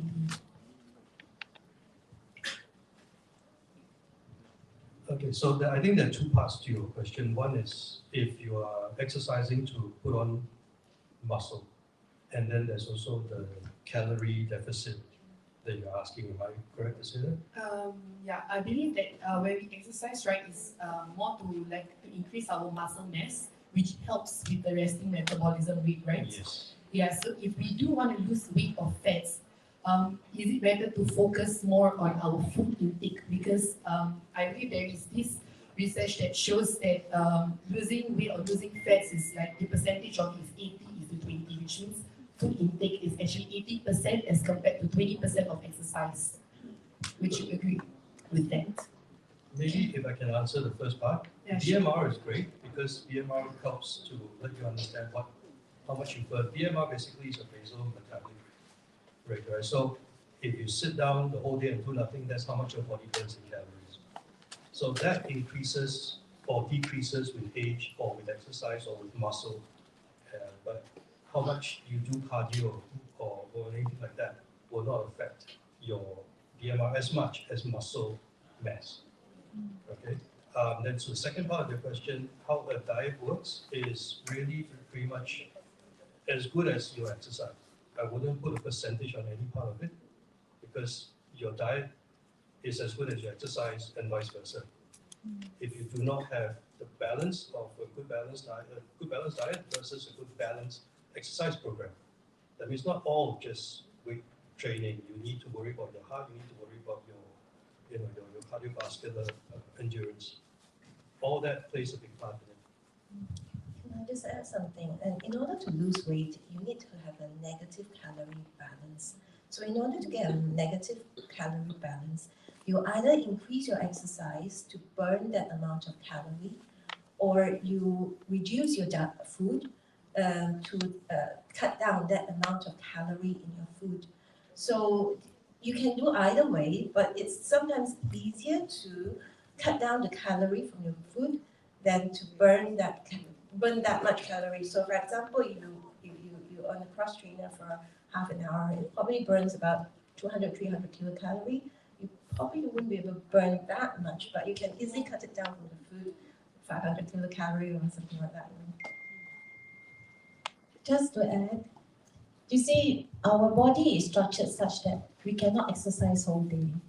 So even if you have the time, the machine, there's so much the body can do in terms of exercise. So that's where diet comes in, you see.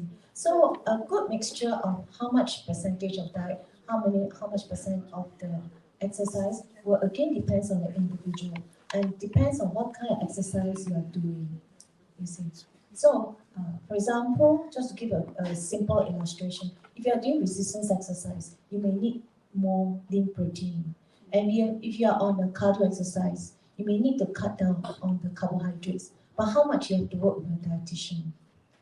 So, and if you are on an exercise, then definitely you need the balanced nutrients that is required for your age, for your gender, for your lifestyle. So we need to go into specifics. Yeah, because most of my clients are actually above 50, and most of them tell me that they do not have enough time for exercise.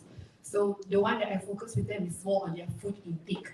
Yeah, but I just want to know how important the exercise is, because the only thing I can recommend them at the moment is just walking, like a lot of walking. Yeah, but thank you for that. Yeah, it helps to understand better. You're welcome. Sorry, last question for PCOS, right?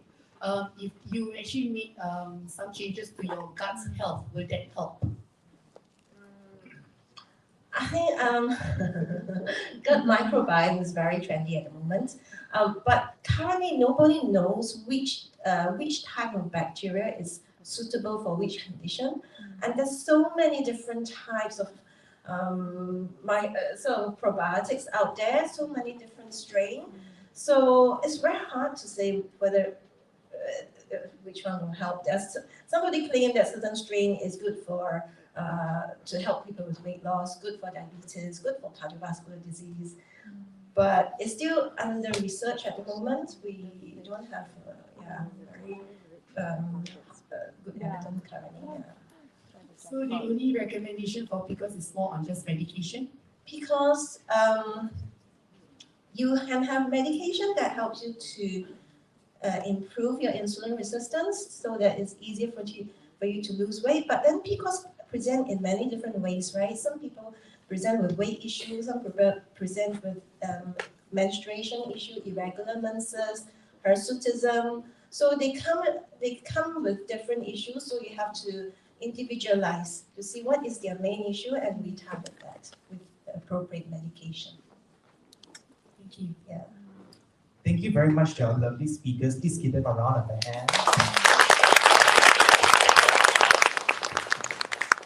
Okay, thank you very much once again. I think I personally learned a lot. Have you all learned a lot as well?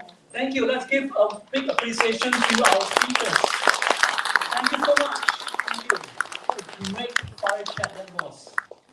Okay, so having to say that, right, we all heard that exercising is actually a critical part of weight loss as well. So is diet. But here's the thing. How can we then prevent injury from all these exercises, right? So right now, folks, we'd like to welcome our next speaker, Matthew Tay, Principal Physiotherapist from Rapid Physiotherapy. Mr. Matthew Tay, are you here? Okay, Matthew Tay, graduate from University of Queensland, Bachelor of Physiotherapy, Certified Practitioner in Musculoskeletal Physiotherapy in 2019 and at La Trobe University, Melbourne. Folks, please join me to welcome Dr. Matthew Tay. Sir, Matthew Tay. Thank you.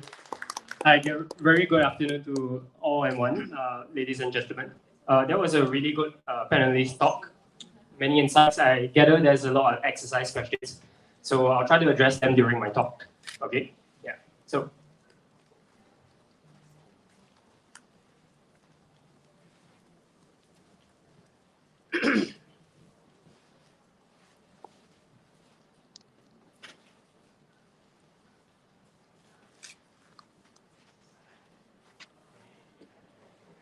Just give me a second. And in the meantime, folks, if you have any other questions, right, you can log on to your Mana Doctor app. And inside, there's this Mana Doctor forum. You can also post your questions there, in case you have any unanswered queries. And our experts, medical experts, will attend to you also.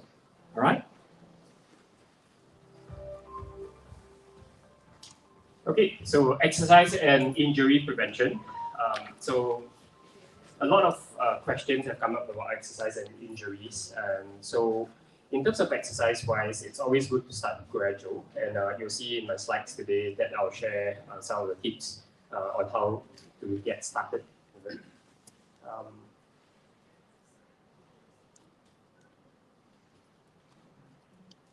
Okay, so before I begin, I'd like to just start off with a bit of a quiz. Have a read of these questions. The answers are actually in my slides. So if you're paying attention, I'll also some volunteers later at the end. And I'll have a bit of a small gift for you if you answer correctly. Yeah, so that answers the question about how much exercise. I know it's, very different. Later we'll get to that, okay? Okay, so now the content that I'll cover today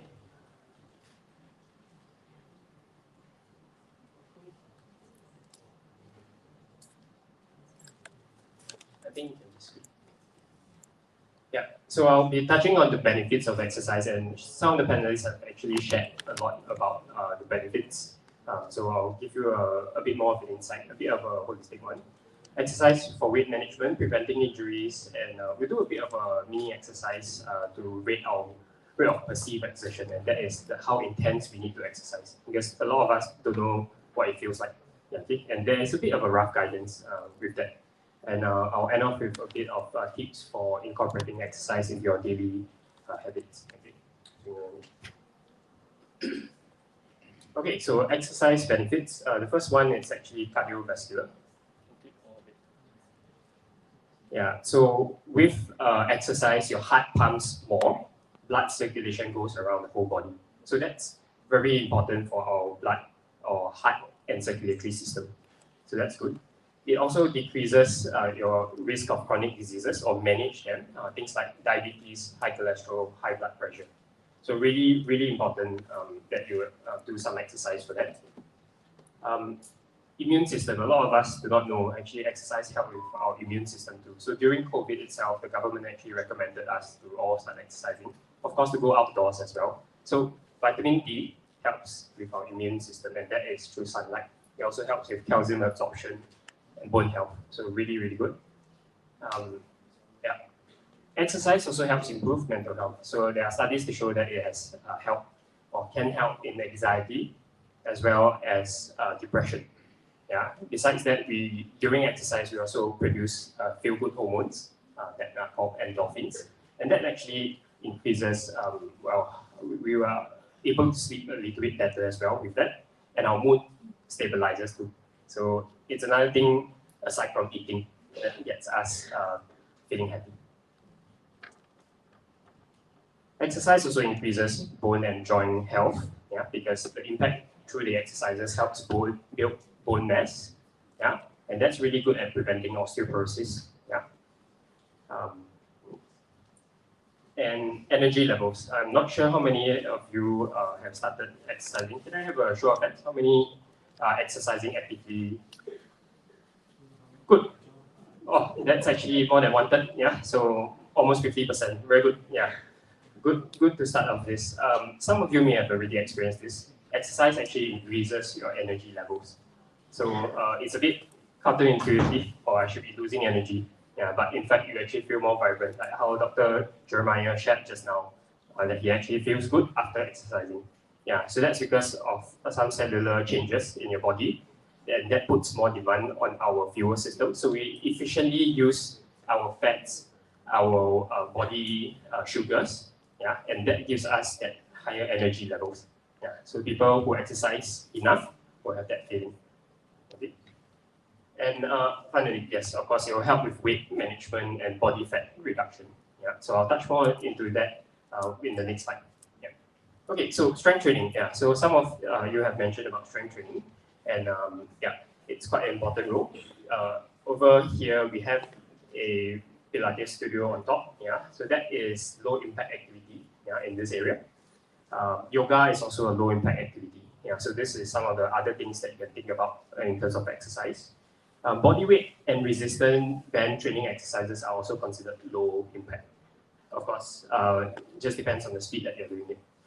It is gentle on joints and helps prevent injuries. So that's really quite good as a starter. Yeah, for anyone that hasn't started, this is a good one to go.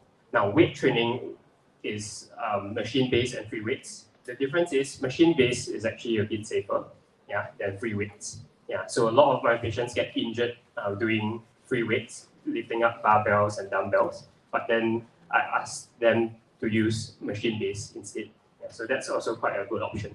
And what does it do? It helps build strength of muscles and bones and joints. Okay, so that's good. Now the next domain, of exercises is cardiovascular. So there's a bit of questions. So I've taken the liberty to list the exercises in terms of how impactful it is on the joints.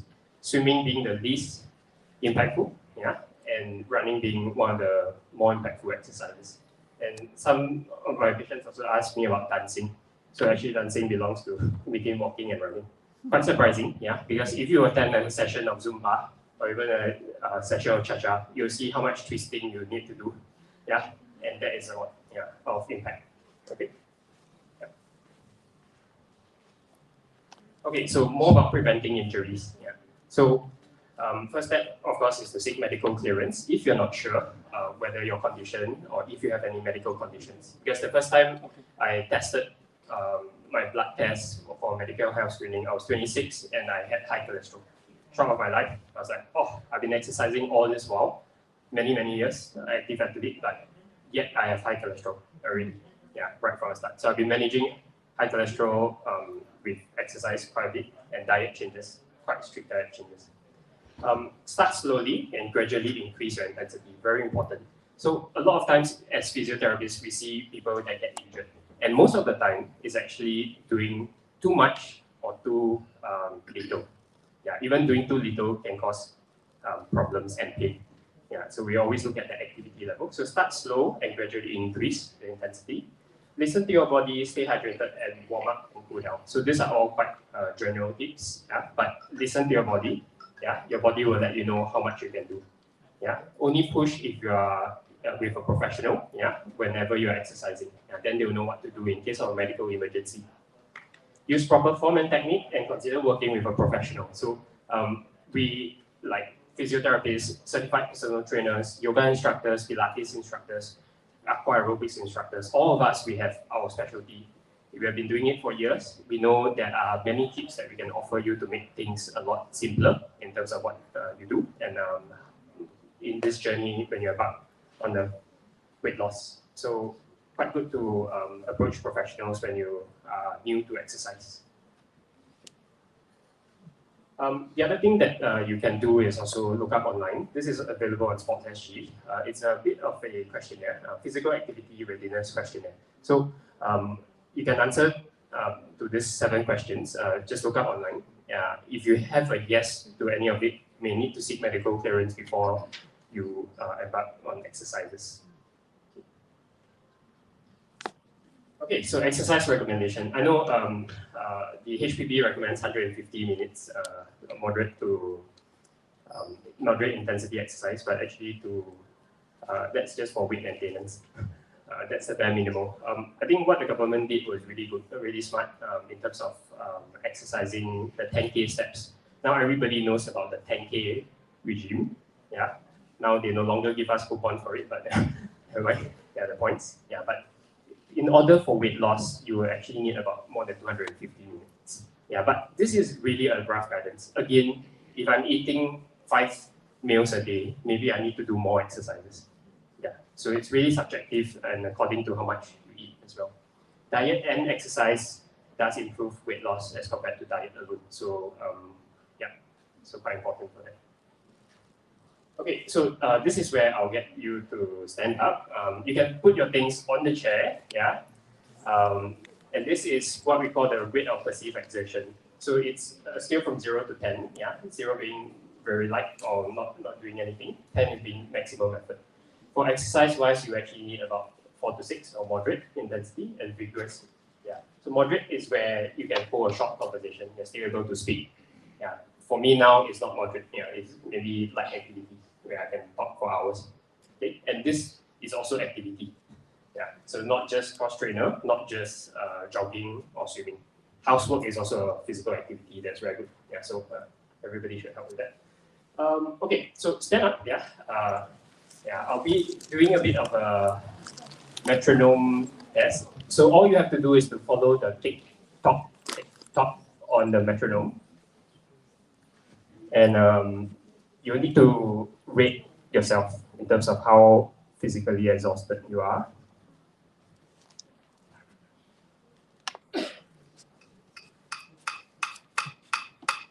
Okay, so let's start with something a bit slower.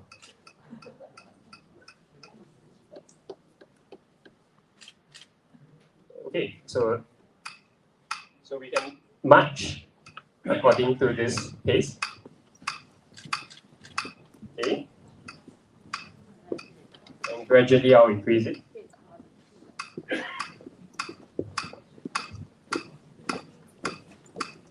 If anybody is feeling unwell, you can always stop.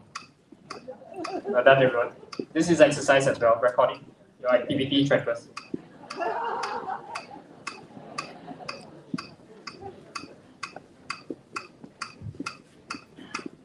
Okay. Okay, so you can start rating yourself. Yeah. How do you feel? Are you able to hold a conversation? You can talk to your neighbors. Yeah. Still able to talk for long? Yeah. Okay. Then let's go for more.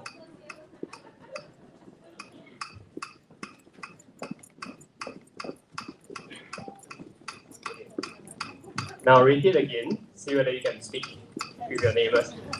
Say hi. Okay. All right. We can slow down again and rest. Okay. So cool down. Breathe in, everybody. And breathe out. 3 times to do it. Breathe in. Breathe out. And breathe in again. And breathe out. Okay. Anybody not feeling well? No? Okay. Oh, good. Can. Please take a seat. Yeah.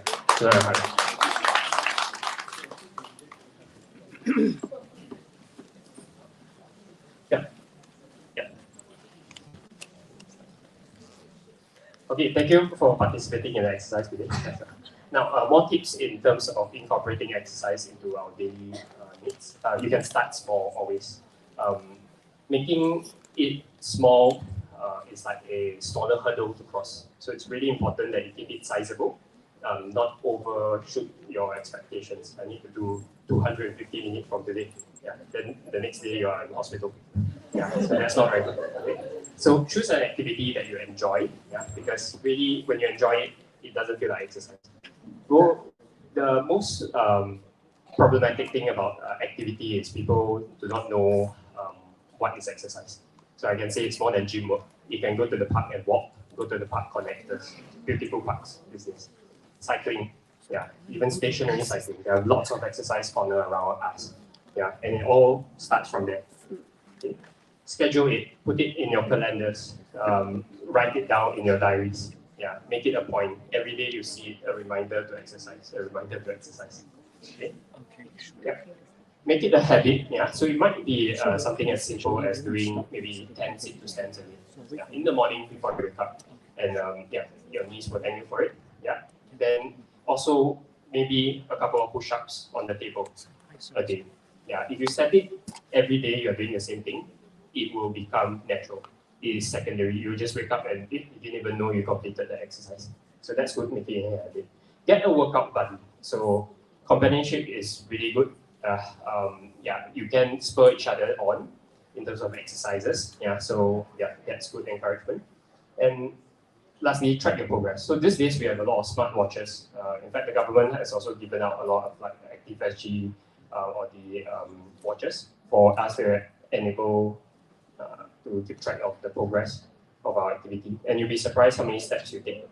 I work in a clinic, a small span of about this distance, and I do about 8,000 steps a day, just within this space. So no house is too small for exercise as well. Okay, right? Yeah, I just keep going. Okay, but above all, consistency is the key. Yeah, so that's the key message. All right.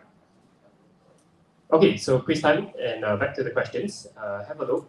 Okay, don't click too fast. Yeah. Okay, can I get a volunteer? Anyone who wants to answer this question? How much time do we have to spend in order to achieve weight loss? Exercise. So many people. I don't have so many gifts to give. Can I get the lady in grey shirt? Yeah, can you give us a shot? Number 4. Is that the answer? Can I have a click? Okay. Oh yes. Okay, so 250 to 300 minutes. Yeah. So we have a small gift for you. Yeah. Happy exercising. Okay. This next one is out already. Yeah. So no gifts for that, but it is important that we do not just rely on diet. Yeah. I know there's lots of theories and percentage about 80%, 20% of exercise versus diet or so on. They are all guidance. Yeah. And individualized treatment programs are really quite needed because everybody has a different medical condition.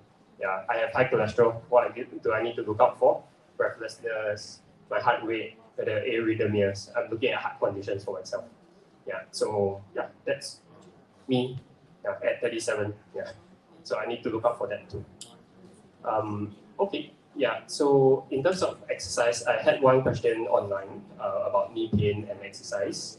So if we have knee pain, the best way to go about it is doing non-impactful activity. And that can be things like Pilates, yoga. If you're a bit shy, don't want to go to a gym, you can also go to even a pool, swimming pool, just to walk in the pool. Yeah. By about 1.2 meters, you're just at the belly. Yeah. About there. So it's really safe, you won't drown. Yeah. Go on to the side and you can do walking up and down, and that's exercise as well. Yeah. Oh, how many laps? That's the how many minutes. Yeah. And how vigorously? So moderate to vigorous, about 4 to 6 or 7 to 8 out of that scale. Okay. All right. So I think that's all I have to share for today. Thank you for participating. Very enjoy the rest of the day. Thank you so much, Matthew, for all the wonderful tips and the information. I think I've really learned and benefited a lot today from this session. In the meantime, folks, we're coming close to the end of the session, but not to the end of the event yet, because at 4 p.m., we are going to have the lucky draw. In the meantime, while waiting for the lucky draw to commence, please feel free to check out all the other booths if you haven't already done so. All right? And without further ado, we are going to have the certificate of presentation award.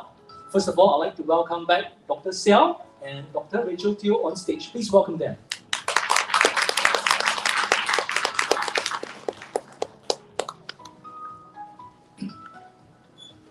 And for a start, we're going to have Dr. Xiao to give out the certificates of appreciation. Can I now welcome our first guest of honor, Dr. Tam, on stage, please.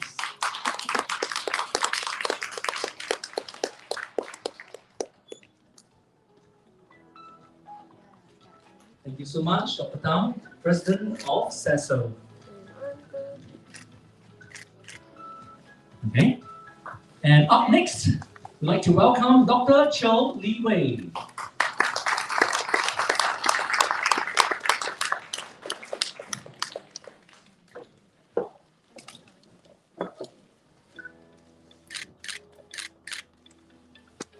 And followed by Dr. Jeremiah Pereira.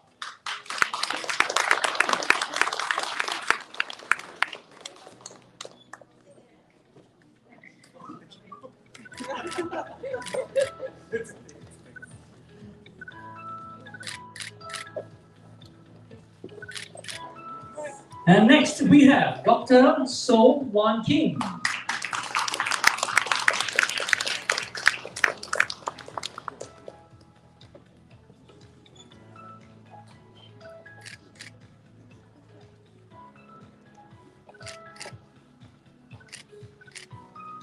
Coming up next, folks, we have Dr. Christian Yen.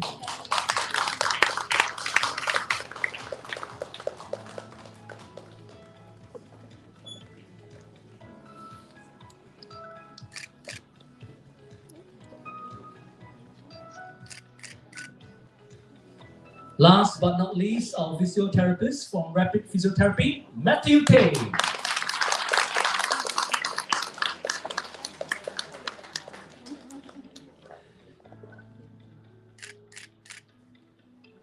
Thank you so much, everyone. Shall we give them a big round of applause to show our appreciation?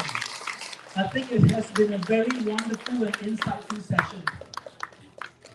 And we all can agree that we learned a lot from all of them today.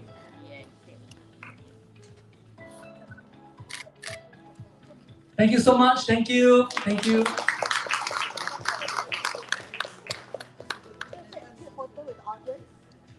All right, ladies and gentlemen, we've come to the close of the session. Now we're going to take a group photo and a group video together. Can I invite everybody to just sit down, seated? Okay, just be seated first.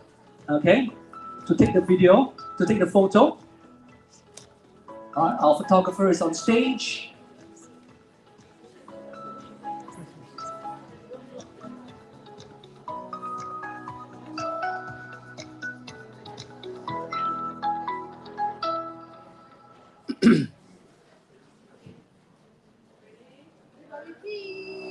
Okay, everybody raise your hands and show us the victory sign. That's right. Okay. Very good.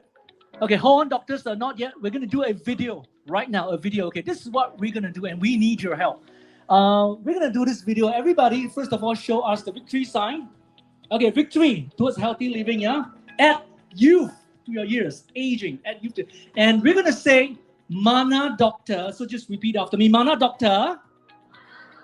Healthy weight, healthy living. Okay, and then everybody just wave your hands like this, okay? So this is what we're gonna do, just not only rehearsal, huh? Okay, let's go for an actual take, okay? Ready, photographer, ready, videographer? All right, ladies and gentlemen, are you ready? Okay, on the count of 3. 1, 2, 3. Mana Doctor, healthy weight, healthy living. Yay! Thank you very much, folks. Give yourselves a big round of applause. Thank you. Thank you very much. And now we've come to the end of the session. However, the lucky draw will only commence at 4 p.m. In the meantime, folks, you are free to join, to go outside and interact with the booth if you haven't already done so. Okay? And we'll see you back right here inside this space at 4 p.m. for the lucky draw. Thank you so much for joining us. Thank you. Thank you.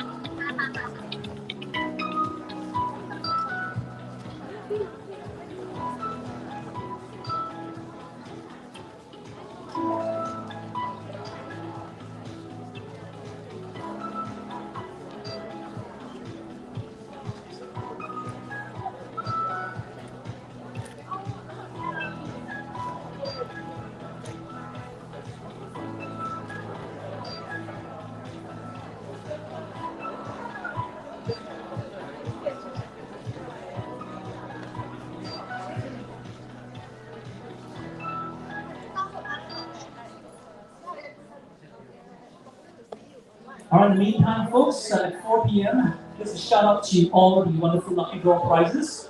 So what can we expect? Now, from the consolation prizes, we've got holistic psychotherapy books, we've got weight management program packages, we've got hamper from Upadi, and we also have supplements. Eclatco tomato supplements worth up to $350. Last but not least, you also stand a chance to win a Fitbit watch worth $380. And in case you're wondering what's waiting, what's outside, and what's the lineup, what are the assembly of different booths we have. Now, folks, first of all, we've got the simplified digital healthcare, right? And if you have any existing chronic conditions, there are also the physiotherapy assessment. And then there's this healthy diet. You want to find out more about how and what to eat in order to live a more healthy way. All right, there's this check out the healthy diet booth. And then, of course, with healthy diet, we are also have a presentation of different kinds of healthy food where you can check out. And apart from all this as a holistic approach to healthcare, there's also the mental wellness, exercise, mindfulness. Okay, please feel free to tour around the booth, enjoy yourselves, and don't forget to come back here 30 minutes later at 4 p.m. Okay, remember you've got to be in the space in this room. You got to be in the space where the seminar took place to be entitled to the lucky draw prizes. And this event is brought to you by Manadr Health. Enjoy yourself, and we'll see you very shortly at 4 p.m.